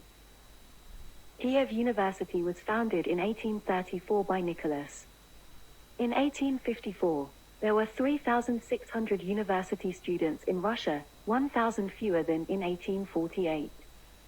Censorship was omnipresent. Historian Hugh Seaton Watson says, the intellectual atmosphere remained oppressive until the end of the reign. As a traveler in Spain, Italy, and Russia, the Frenchman Marquis de Custine said in his widely read book Empire of the CZARS, The Journey Through Eternal Russia that, inside, Nicholas was a good person, and behaved as he did only because he believed he had to. If the emperor has no more of mercy in his heart than he reveals in his policies, then I pity Russia. If, on the other hand, his true sentiments are really superior to his acts, then I pity the emperor. Nicholas figures in an urban legend about the St. Petersburg-Moscow Railway. When it was planned in 1842, he supposedly demanded the shortest path be used despite major obstacles in the way. The story says he used a ruler to draw the straight line himself. However, the false story became popular both at home and abroad as an explanation of how badly the country was governed. By the 1870s, however, Russians were telling a different version, claiming that Tsar was wise to overcome local interests that wanted the railway diverted this way and that. What actually happened was that the road was laid out by engineers and he endorsed their advice to build in a straight line. Styles, titles, and honors of Tsar Nicholas I of Russia were as follows. Reference style, he is addressed as His Imperial Majesty. Spoken style, as Your Imperial Majesty. Titles and reference styles from the 6th of July 1796 to the 1st of December 1825, as His Imperial Highness Grand Duke Nicholas Pavlovich of Russia, from the 1st of December 1825 to the 2nd of March 1855, as His Imperial Majesty the Emperor and Autocrat of all the Russias. Honors Nicholas I received from the Russian Empire. Knight of St. Andrew, 1797. And Knight of St. Alexander Nevsky, 1797. From the Kingdom of Prussia. Knight of the Black Eagle, 1809 and Grand Cross of the Red Eagle, 1809. From Sweden, Knight of the Seraphim, 1812. From Spain, Knight of the Golden Fleece, 1817. From the Kingdom of Bavaria, Knight of St. Hubert, 1823.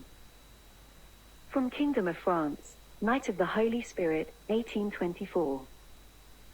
From Denmark, Knight of the Elephant, 1826. From the Kingdom of Sardinia, Knight of the Annunciation, 1826. From the Netherlands, Grand Cross of the Military William Order, 1826. From the Austrian Empire, Grand Cross of St. Stephen, 1826. From Saxe-Weimar Eisenach, Grand Cross of the White Falcon, November 1826. From Württemberg, Grand Cross of the Württemberg Crown, 1826 and Grand Cross of the Military Merit Order, 1826. From the Two Sicilies, Knight of St. Januarius, 1826. Grand Cross of St. Ferdinand and Merit Grand Cross of St. George of the Reunion. From the United Kingdom, Knight of the Garter, 1827. From Baden, Grand Cross of the House Order of Fidelity, 1827. Grand Cross of the Military Karl Friedrich Merit Order, 1827 and Grand Cross of the Zaringer Lion, 1827. From the Grand Duchy of Hesse, Grand Cross of the Ludwig Order, 1830. From Kingdom of Saxony, Knight of the Rue Crown, 1836. From Ascanian Duchies, Grand Cross of Albert the Bear, 1837. From Oldenburg, Grand Cross of the Order of Duke Peter Friedrich Ludwig, with Golden Crown, 1839. From the Kingdom of Hanover, Knight of St. George, 1840 and Grand Royal Delphic Order. From the Hesse Electorate of Hesse, Grand Cross of the Golden Lion, 1844. From Saxe-Coburg and Gotha Duchy of Saxe-Altenburg Saxe-Meiningen Ernestine Duchess, Grand Cross of the Saxe-Ernestine House Order, 1847. From Kingdom of Portugal, Grand Cross of the Sash of the Three Orders, 1850.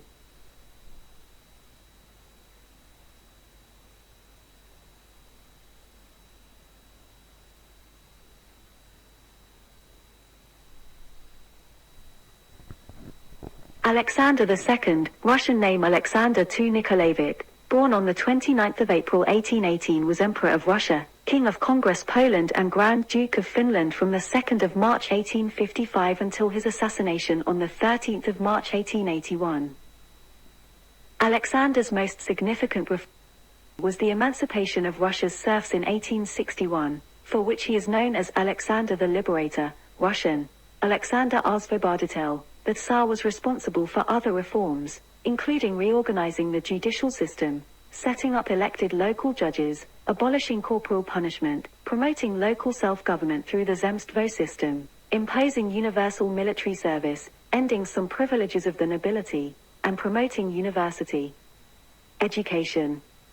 After an assassination attempt in 1866, Alexander adopted a somewhat more reactionary stance until his death. Alexander pivoted towards foreign policy and sold Alaska to the United States in 1867, fearing the remote colony would fall into British hands if there were another war. He sought peace, moved away from bellicose France when Napoleon fell ill in 1871, and in 1872 joined with Germany and Austria in the League of the Three Emperors that stabilized the European situation. Despite his otherwise pacifist foreign policy, he fought a brief war with the Ottoman Empire in 1877 to 1878, leading to the independence of the Bulgarian, Montenegrin, Romanian and Serbian states, pursued further expansion into Siberia and the Caucasus, and conquered Turkestan, also approving plans leading to the Circassian genocide. Although disappointed by the results of the Congress of Berlin in 1878, Alexander abided by that agreement. Among his greatest domestic challenges was an uprising in Poland in 1863, to which he responded by stripping that land of its separate constitution and incorporating it directly into Russia. Alexander was proposing additional parliamentary reforms to counter the rise of nascent revolutionary and anarchistic movements when he was assassinated in 1881. Born in Moscow, Alexander Nikolaevich was the eldest son of Nicholas I of Russia and Charlotte of Prussia, daughter of Frederick William III of Prussia and of Louise of Mecklenburg-Strelitz. His early life gave little indication of his ultimate potential. Until the time of his accession in 1855, aged 37, few imagined that posterity would know him for implementing the most challenging reforms undertaken in Russia since the reign of Peter the Great. His uncle Emperor Alexander I died childless. Grand Duke Constantine, the next younger brother of Alexander I, had previously renounced his rights to the throne of Russia. Thus, Alexander's father, who was the third son of Paul I, became the new emperor. He took the name Nicholas I. At that time, Alexander II became Tsarevich as his father's heir to the throne. In the period of his life as heir apparent from 1825 to 1855, the intellectual atmosphere of St. Petersburg did not favor any kind of change. Freedom of thought and all forms of private initiative were suppressed vigorously by the order of his father. Personal and official censorship was rife. Criticism of the authorities was regarded as a serious offense. The education of the Tsarevich as future emperor took place under the supervision of the liberal romantic poet and gifted translator Vasily Zhukovsky, grasping a smattering of a great many subjects and becoming familiar with the chief modern European languages. Unusually for the time, the young Alexander was taken on a 6-month tour of Russia, visiting 20 provinces in the country. He also visited many prominent Western European countries in 1838 and 1839. As Cesarevich, Alexander II became the first Romanov heir to visit Siberia in 1837. While touring Russia, he also befriended the then exiled poet Alexander Herzen and pardoned him. It was through Herzen's influence that the Tsarevich later abolished serfdom in Russia. In 1839, when his parents sent him on a tour of Europe, he met 20-year-old Queen Victoria and both fell in love.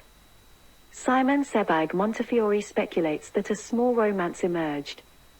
Such a marriage, however, would not work, as Alexander was not a minor prince of Europe and was in line to inherit a throne himself.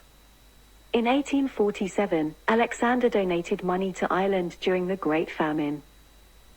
He has been described as looking like a German, somewhat of a pacifist, a heavy smoker and card player.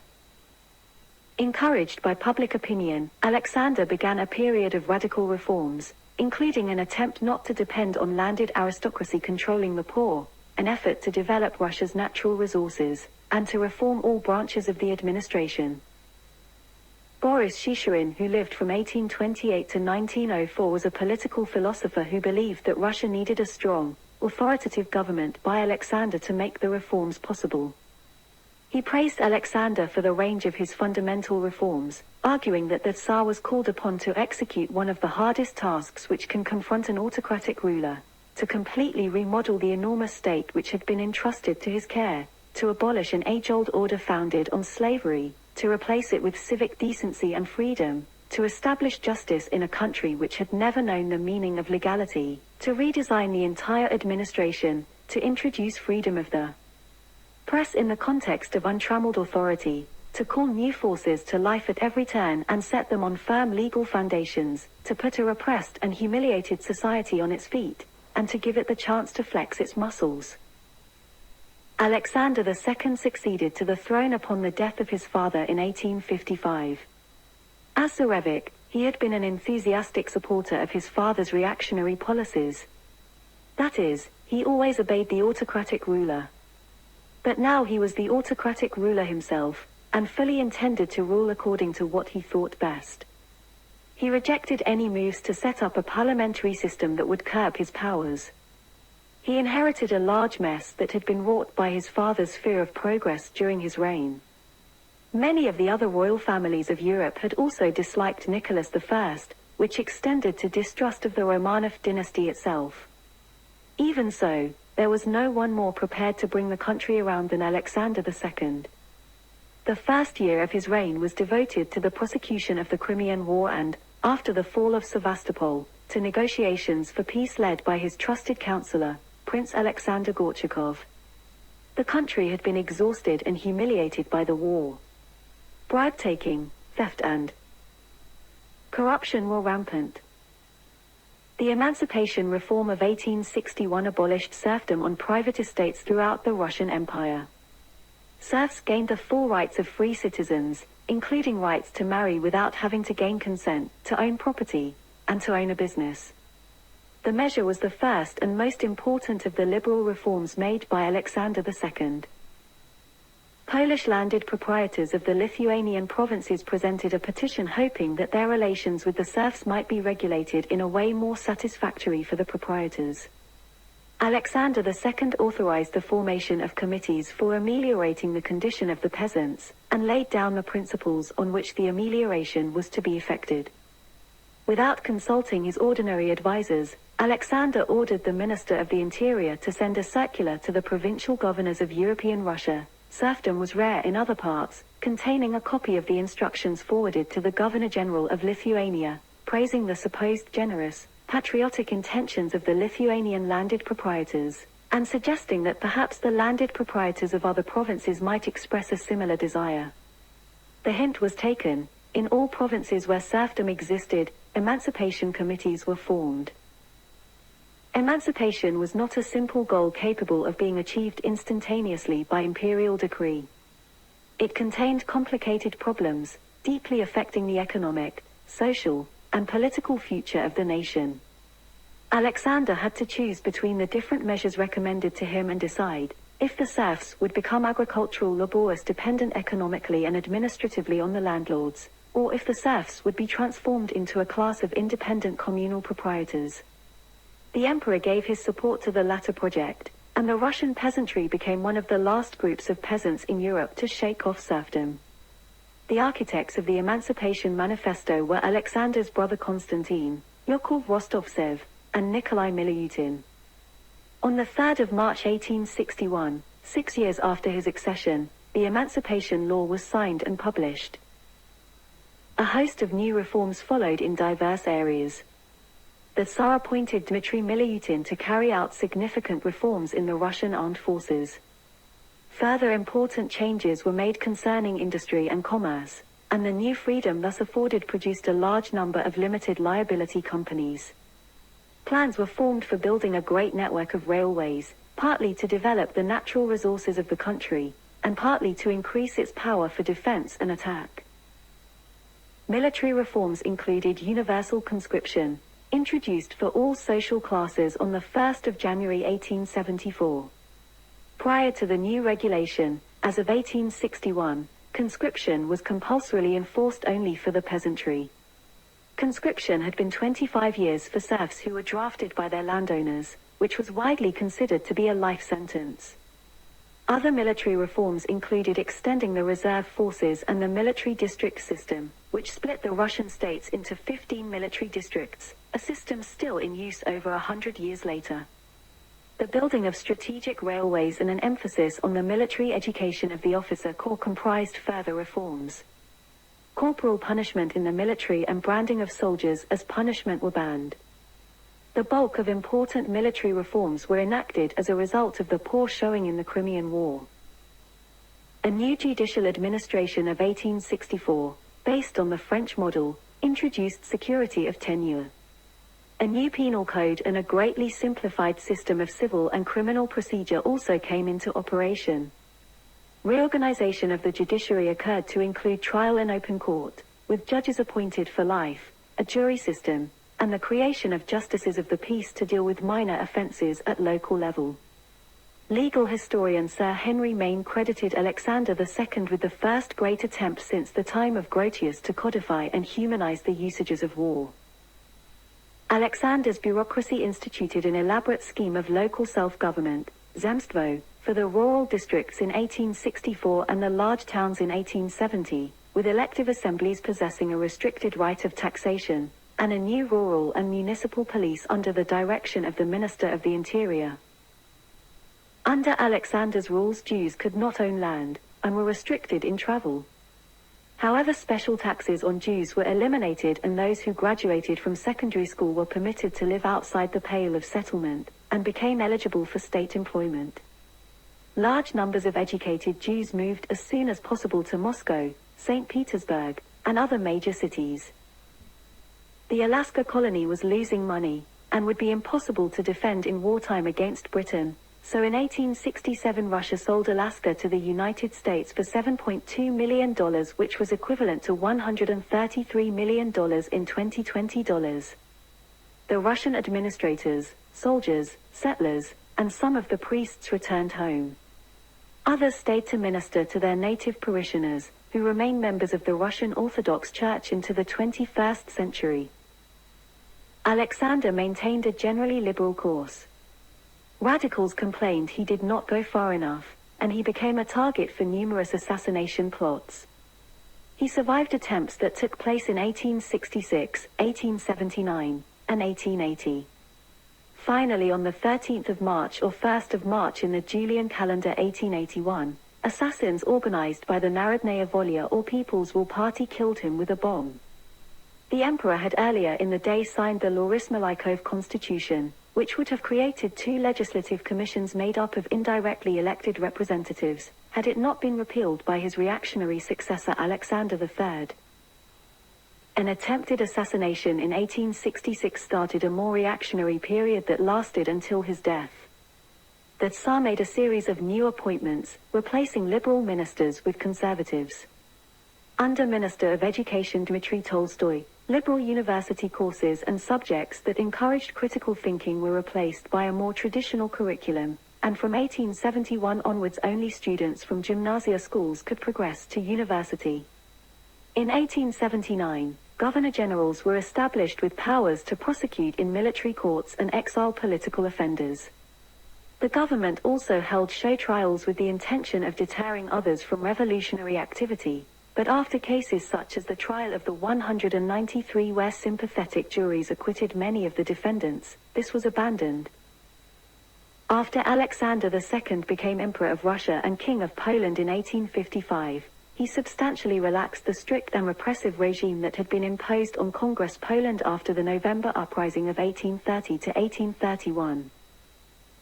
However, in 1856, at the beginning of his reign, Alexander made a memorable speech to the deputies of the Polish nobility who inhabited Congress Poland, Western Ukraine, Lithuania, Livonia, and Belarus, in which he warned against further concessions with the words, "Gentlemen, let us have no dreams." This served as a warning to the Polish-Lithuanian Commonwealth. The territories of the former Poland-Lithuania were excluded from liberal policies introduced by Alexander. The result was the January uprising of 1863 to 1864 that was suppressed after 18 months of fighting. Hundreds of Poles were executed, and thousands were deported to Siberia. The price of suppression was Russian support for the unification of Germany. The martial law in Lithuania, introduced in 1863, lasted for the next 40 years. Native languages, Lithuanian, Ukrainian, and Belarusian, were completely banned from printed texts, the EMS case being an example. The Polish language was banned in both oral and written form from all provinces except Congress Poland, where it was allowed in private conversations only. Nikolai Miliutin was installed as governor, and he decided that the best response to the January uprising was to make reforms regarding the peasants. He devised a program which involved the emancipation of the peasantry at the expense of the nationalist-slachter landowners and the expulsion of Roman Catholic priests from schools. Emancipation of the Polish peasantry from their serf-like status took place in 1864, on more generous terms than the emancipation of Russian peasants in 1861. In 1863, Alexander II reconvened the Diet of Finland and initiated several reforms increasing Finland's autonomy within the Russian Empire, including establishment of its own currency, the Finnish marka. Liberation of business led to increased foreign investment and industrial development.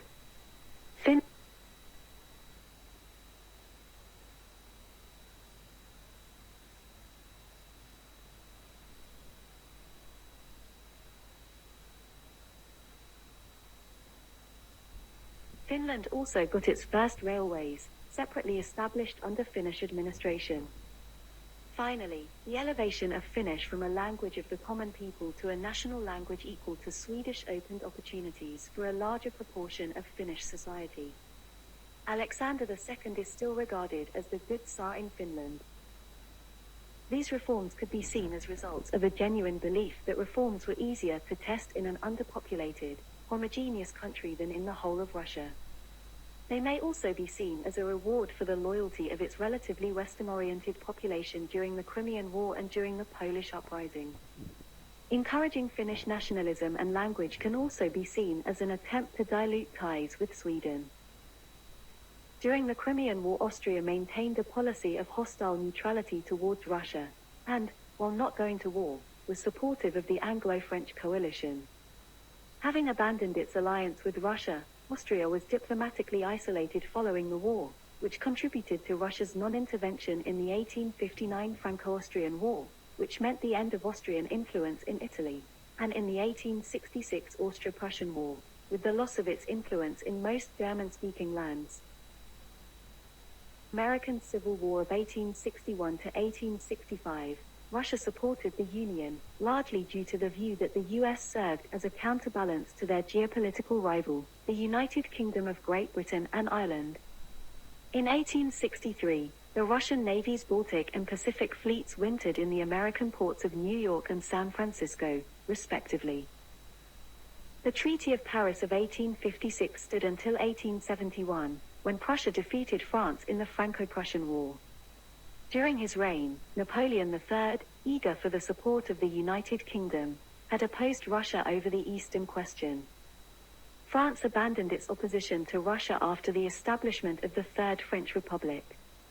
Encouraged by the new attitude of French diplomacy and supported by the German Chancellor Otto von Bismarck, Russia announced the Black Sea clauses of the Paris Treaty agreed to in 1856. As the United Kingdom with Austria could not enforce the clauses, Russia once again established a fleet in the Black Sea.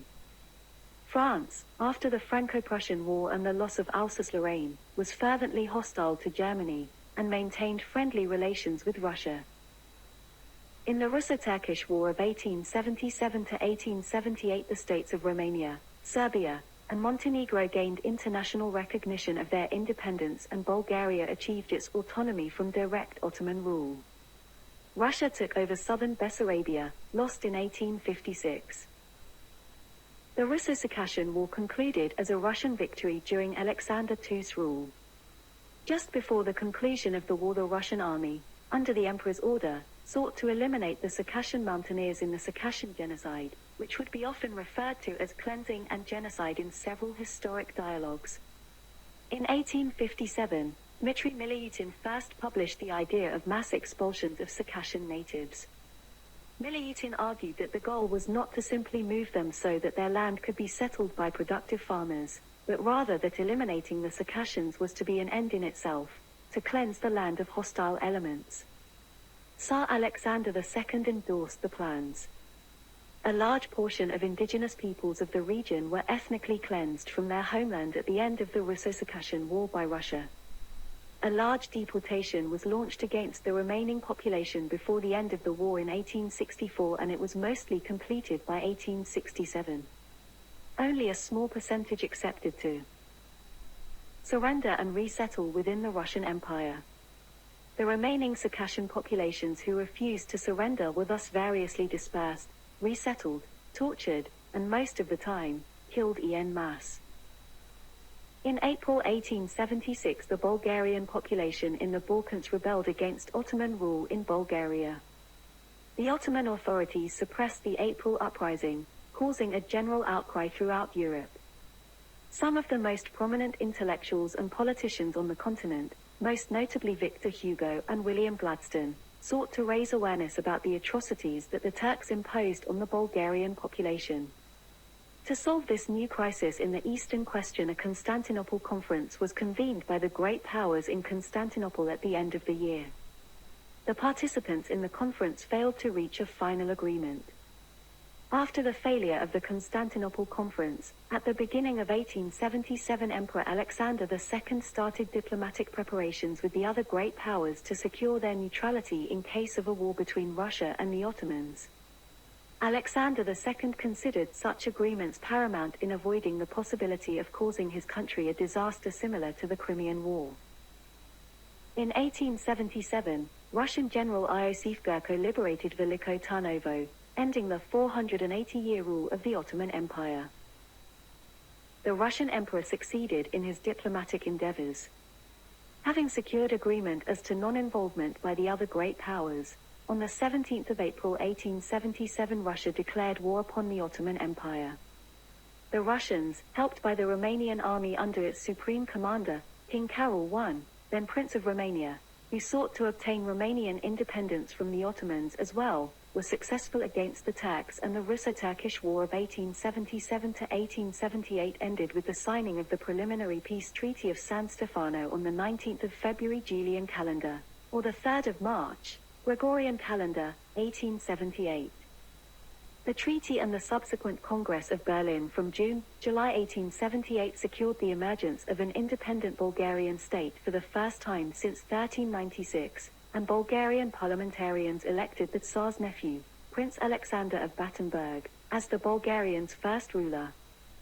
For his social reforms in Russia and his role in the liberation of Bulgaria, Alexander II became known in Bulgaria as the Tsar Liberator of Russians and Bulgarians.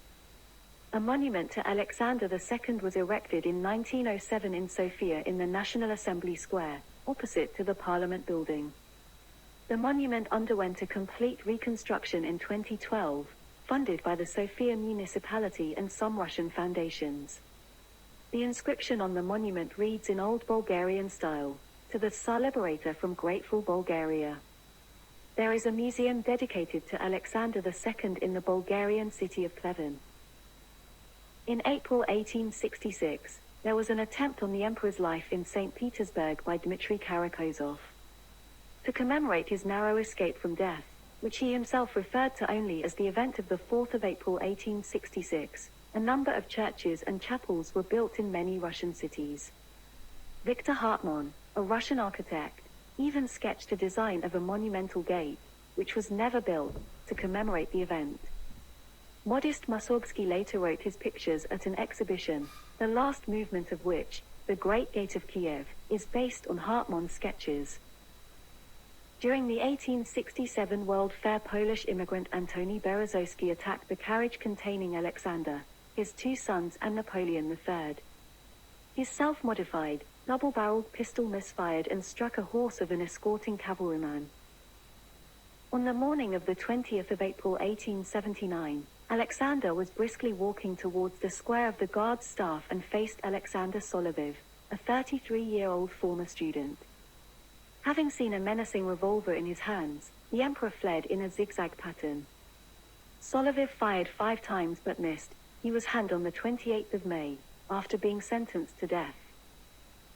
The student acted on his own, but other revolutionaries were keen to murder Alexander.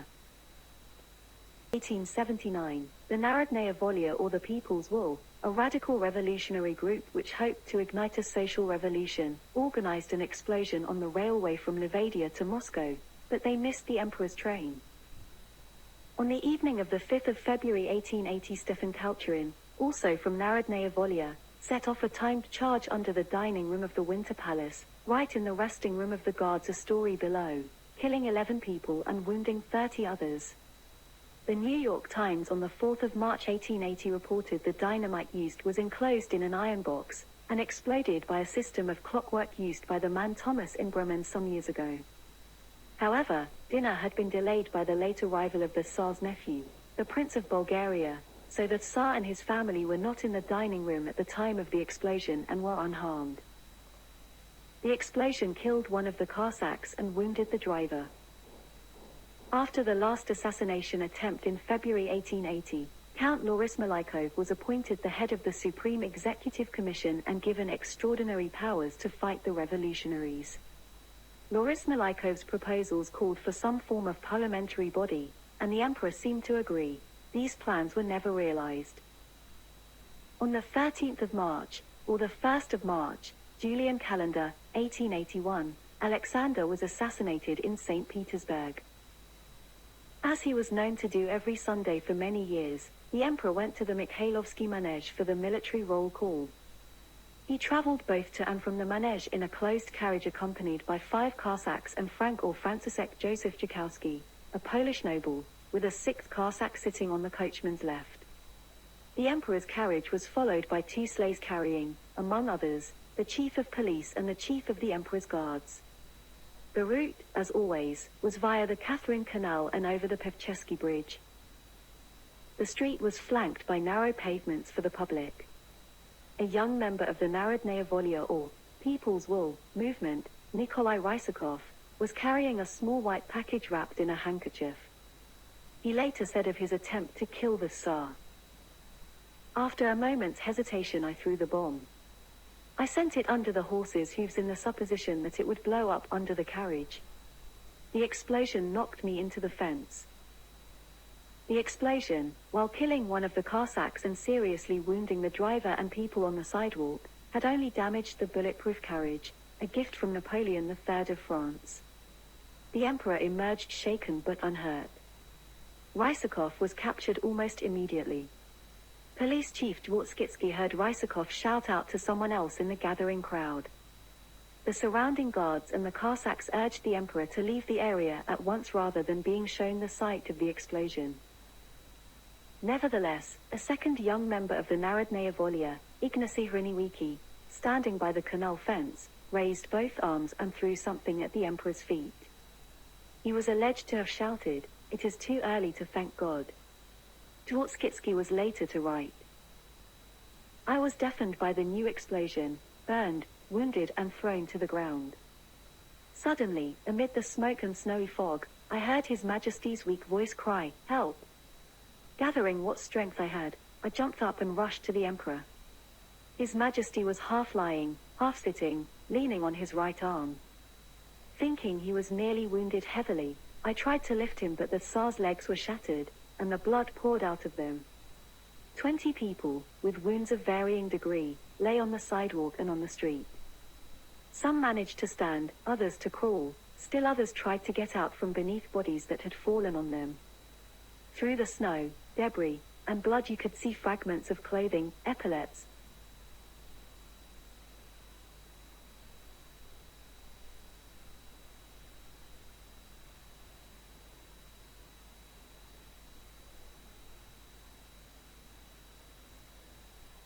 sabers, and bloody chunks of human flesh. Later, it was learned there was a third bomber in the crowd.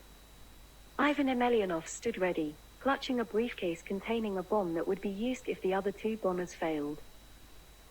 Alexander was carried by sleigh to the Winter Palace to his study where almost the same day 20 years earlier, he had signed the Emancipation Edict freeing the serfs. Alexander was bleeding to death, with his legs torn away, his stomach ripped open, and his face mutilated. Members of the Romanov family came rushing to the scene. The dying emperor was given communion and last rites. When the attending physician, Sergei Botkin, was asked how long it would be, he replied, up to 15 minutes. At 3:30 p.m. that day, the standard of Alexander II, his personal flag, was lowered for the last time. Alexander II, also known as the Grand Duke of Finland, was well regarded among the majority of Finns. Statue of Alexander II at the Senate Square in Helsinki, Finland, flowered on March 13, 1899, the day of the commemoration of the emperor's death. Alexander II's death caused a great setback for the reform movement. One of his last acts was the approval of Mikhail Laurysmylaikov's constitutional reforms. Though the reforms were conservative in practice, their significance lay in the value Alexander II attributed to them. I have given my approval, but I do not hide from myself the fact that it is the first step towards a constitution. In a matter of 48 hours, Alexander II planned to release these plans to the Russian people. Instead, succession, Alexander III, under the advice of Konstantin Pobedonoscev, chose to abandon these reforms and went on to pursue a policy of greater autocratic power. The assassination of Tsar Alexander II, who died aged 62, triggered major suppression of civil liberties in Russia, and police brutality burst back in full force after experiencing some restraint under the reign of Alexander II, whose death was witnessed firsthand by his son, Alexander III, and his grandson, Nicholas II, both future emperors who vowed not to have the same fate befall them. Both of them used the Okhrana to arrest protesters and uproot suspected rebel groups, creating further suppression of personal freedom for the Russian people. A series of anti-Jewish pogroms and anti-Semitic legislation, the May Laws, were yet another result. Finally, the Tsar's assassination also inspired anarchists to advocate propaganda by deed, the use of a spectacular act of violence to incite revolution. In 1881, the Alexander Church, designed by Theodor Decker and named after Alexander II, was completed in Tampere. Also, with construction starting in 1883, the Church of the Saviour on Blood was built on the site of Alexander's assassination and dedicated in his memory. In 1838-39, the young bachelor, Alexander II made the Grand Tour of Europe, which was standard for young men of his class at that time. One of the purposes of the tour was to select a suitable bride for himself. His father Nicholas I of Russia suggested Princess Alexandrine of Baden as a suitable choice, but he was prepared to allow Alexander to choose his own bride, as long as she was not Roman Catholic or a commoner. Alexander stayed for 3 days with the maiden Queen Victoria. The two got along well, but there was no question of marriage between two major monarchs. In Germany, Alexander made an unplanned stop in Darmstadt.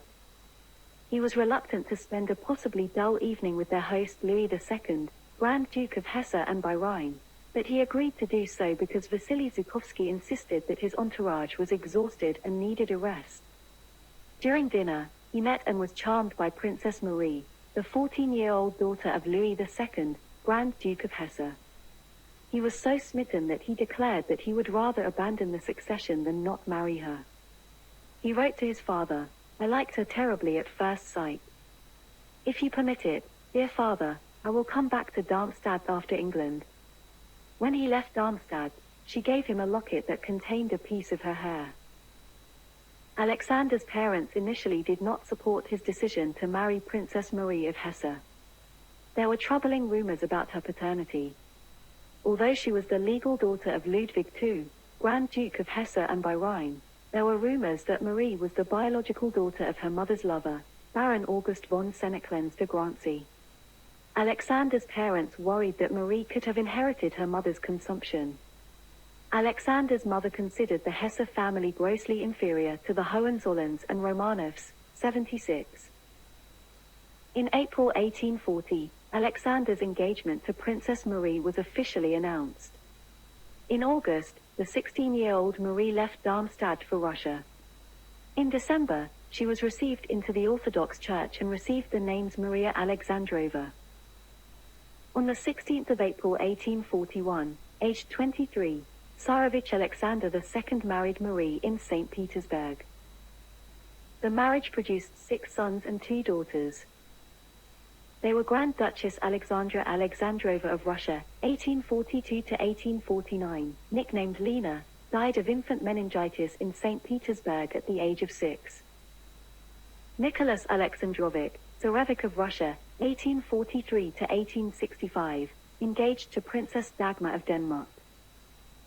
Emperor Alexander III, the 10th of March 1845 to the 1st of November 1894. He married Princess Dagmar of Denmark on the 9th of November 1866. Alexander particularly placed hope in his eldest son, Tsarevich Nicholas. In 1864, Alexander II found Nicholas a bride, Princess Dagmar of Denmark, second daughter of King Christian IX of Denmark and younger sister to Alexandra, Princess of Wales and King George I of Greece. In 1865, Nicholas died of cerebrospinal meningitis. Alexander was devastated by Nicholas' death, and his nephew Grand Duke Alexander Mikhailovich of Russia reflected that his shoulders were bent, and he walked so slowly that we all felt as though his loss had robbed him of all his strength. Alexander II's second son, Grand Duke Alexander III, became Tsarevich and married the late Tsarevich Nicholas's fiancée. The couple married in November 1866, with Dagmar converting to Orthodoxy and taking the name Maria Fyodorova. Alexander II grew estranged from his second son, Grand Duke Alexander III. His favorite child was his daughter, Grand Duchess Marie Alexandrova. He reflected that his daughter had never caused us anything but joy. We lost our eldest girl and we had so ardently wished for another. Her birth was a joy and a delight, not to be described, and her whole life has been a continuation. In 1873, a quarrel broke out between the courts of Queen Victoria and Alexander II, when Victoria's second son, Prince Alfred, made it known that he wished to marry the Grand Duchess. The Tsar objected to the Queen's request to have his daughter come to England in order to meet her, and after the January 1874 wedding in St. Petersburg, the Tsar insisted that his daughter be granted precedence over the Princess of Wales, which the Queen rebuffed. Later that year, after attending the engagement ceremonies of his second surviving son, Vladimir, to Marie of Mecklenburg-Schwerin in Berlin, Alexander II, with his third son, Alexei, accompanying him, made a visit to England. While not a state visit, but simply a trip to see his daughter, he nevertheless partook in receptions at Buckingham Palace and Marlborough House, inspected the artillery at the Royal Arsenal in Woolwich, reviewed troops at Aldershot, Prime Minister Benjamin Disraeli and the leader of the opposition, William Gladstone. Disraeli observed of the Tsar that his mien and manners are gracious and graceful, but the expression of his countenance, which I could now very closely examine, is sad. Whether it is satiety, or the loneliness of despotism, or fear of a violent death, I know not, but it was a visage of, I should think, habitual mournfulness. In 1866, Alexander II took a mistress, Catherine Dolgorukova, with whom he would father 3 surviving children. In 1880, he moved his mistress and their children into the Winter Palace. Alexander's affair alienated all his children except Alexei and Marie Alexandrova. Courtiers spread stories that the dying Empress Marie was forced to hear the noise of Catherine's children moving about overhead, but their respective rooms were actually far. In May 1880, Grand Duchess Marie Alexandrova visited Russia to see her dying mother. She was horrified to learn that Catherine lived in the palace and she confronted him. Shocked by the loss of support from his daughter, he quietly retreated to Gatchina Palace for military reviews. The quarrel, however, evidently jolted his conscience enough to lead him to return to St. Petersburg each morning to ask after his wife's health. Empress Marie Alexandrova suffered from tuberculosis. She succumbed to it on the 3rd of June 1880. On the 18th of July or the 6th of July in the Julian calendar 1880, Alexander II married his mistress Catherine Dolgorukova morganatically in a secret ceremony at Tsarskoye Selo. The action scandalized both his family and the court. It violated Orthodox custom which required a minimum period of 40 days mourning between the death of a spouse and the remarriage of a surviving spouse, eliciting criticism in foreign courts.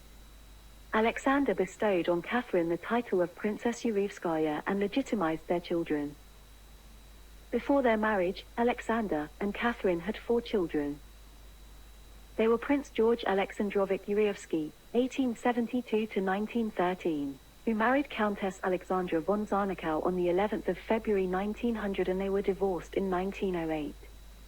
They had 1 son.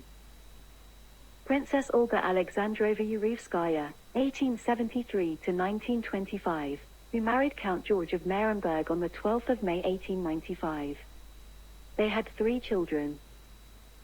Prince Boris Alexandrovich Yurivsky, the 23rd of February, the 11th of April 1876, who died as a baby.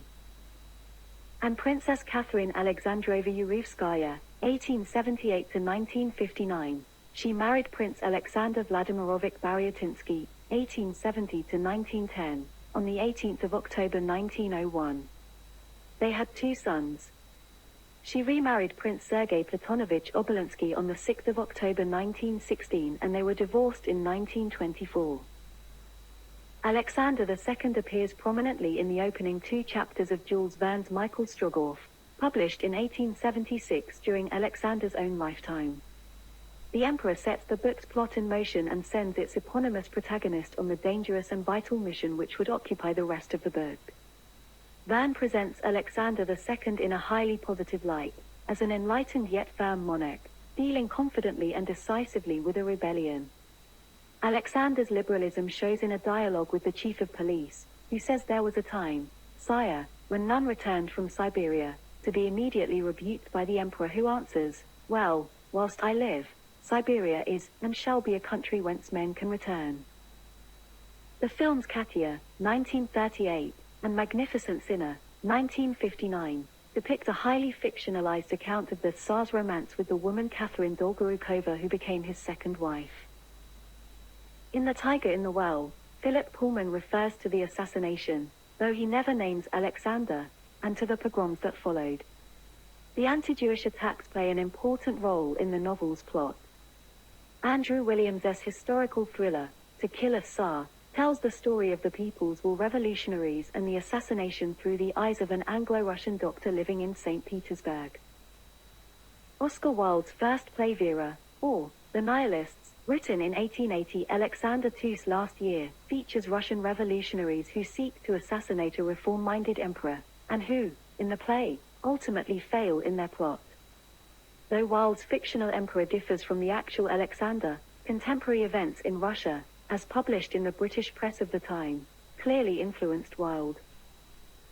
Alexander II's reasons to sell Alaska to the United States in 1867 are fictionized in the epilogue of the novel 49th by Boris Pronsky and Craig Britton, in a form of a letter to Catherine Dolgorukova.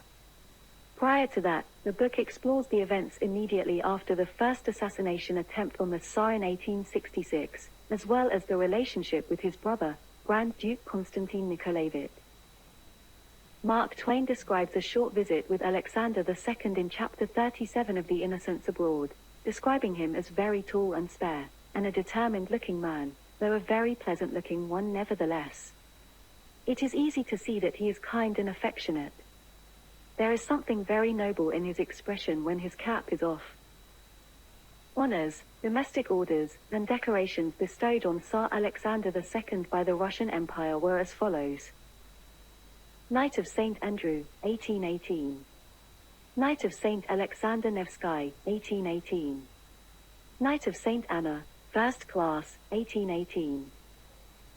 Knight of St. Vladimir, First Class, 1846. Knight of St. George, Fourth Class, 1850, First Class, 1869. Knight of St. Stanislaus, First Class, 1865 and Golden Sword for Bravery, 1877. By Poland, Knight of the White Eagle, 1829. His foreign orders and decorations. By the Austrian Empire, Grand Cross of St. Stephen, 1839 and Knight of the Military Order of Maria Theresa, 1875. By Baden, Knight of the House Order of Fidelity, 1839 and Grand Cross of the Zähringer Lion, 1839. By the Kingdom of Bavaria, Knight of St. Hubert, 1829. By Belgium, Grand Cordon of the Order of Leopold, 1856. By the Empire of Brazil, Grand Cross of the Southern Cross, 1845 and Grand Cross of the Order of Pedro I, 1856. By the Emirate of Bukhara, Order of Noble Bukhara, 1881. By Denmark, Knight of the Elephant, 1834, with Golden Collar, 1838. By the Saxe-Coburg and Gotha Duchy of Saxe-Altenburg Saxe-Meiningen Ernestine Duchess, Grand Cross of the Saxe-Ernestine House Order, 1847. By the Kingdom of France, Knight of the Holy Spirit, 1824 and the French Empire, Grand Cross of the Legion of Honor, 1856. By the Kingdom of Greece, Grand Cross of the Redeemer, 1835. By the Kingdom of Hanover, Grand Cross of the Royal Delphic Order, 1838 and Knight of St. George, 1840. By the Hesse Electorate of Hesse, Grand Cross of the Golden Lion, 1847. By the Grand Duchy of Hesse, Grand Cross of the Ludwig Order, 1839, Grand Cross of Philip the Magnanimous, 1843 and Military Merit Cross, 1878. By the Empire of Japan, Grand Cordon of the Order of the Chrysanthemum, 1877. By Mecklenburg, Grand Cross of the Wendish Crown, with Crown in Ore and Golden Collar, 1864. By the Mexican Empire, Grand Cross of the Mexican Eagle, with Collar, 1865. By Monaco, Grand Cross of St. Charles, 1873. By the Principality of Montenegro, Knight of St. Peter of Cetinge. By Nassau, Knight of the Gold Lion of Nassau, 1858. By the Netherlands, Grand Cross of the Netherlands Lion, 1834 and Grand Cross of the Military William Order, 1855. By Oldenburg, Grand Cross of the Order of Duke Peter Friedrich Ludwig, with Golden Crown, 1847. By the Ottoman Empire, Order of the Mejidi, First Class, 1860. By the Order of Osmania, First Class, 1871. By the Duchy of Parma, Senator Grand Cross of the Constantinian Order of St. George, with Collar, 1851. By the Persian Empire, Order of the Lion and the Sun, First Class, 1850. By the Kingdom of Portugal, Grand Cross of the Sash of the Three Orders, 1855. By the Kingdom of Prussia, Knight of the Black Eagle, 1826, with Collar, 1856, Grand Commander's Cross of the Royal House Order of Hohenzollern, 1856 and Pour le Mérite Order Military, 1869, with Oak Leaves, 1871, and Grand Cross, 1878.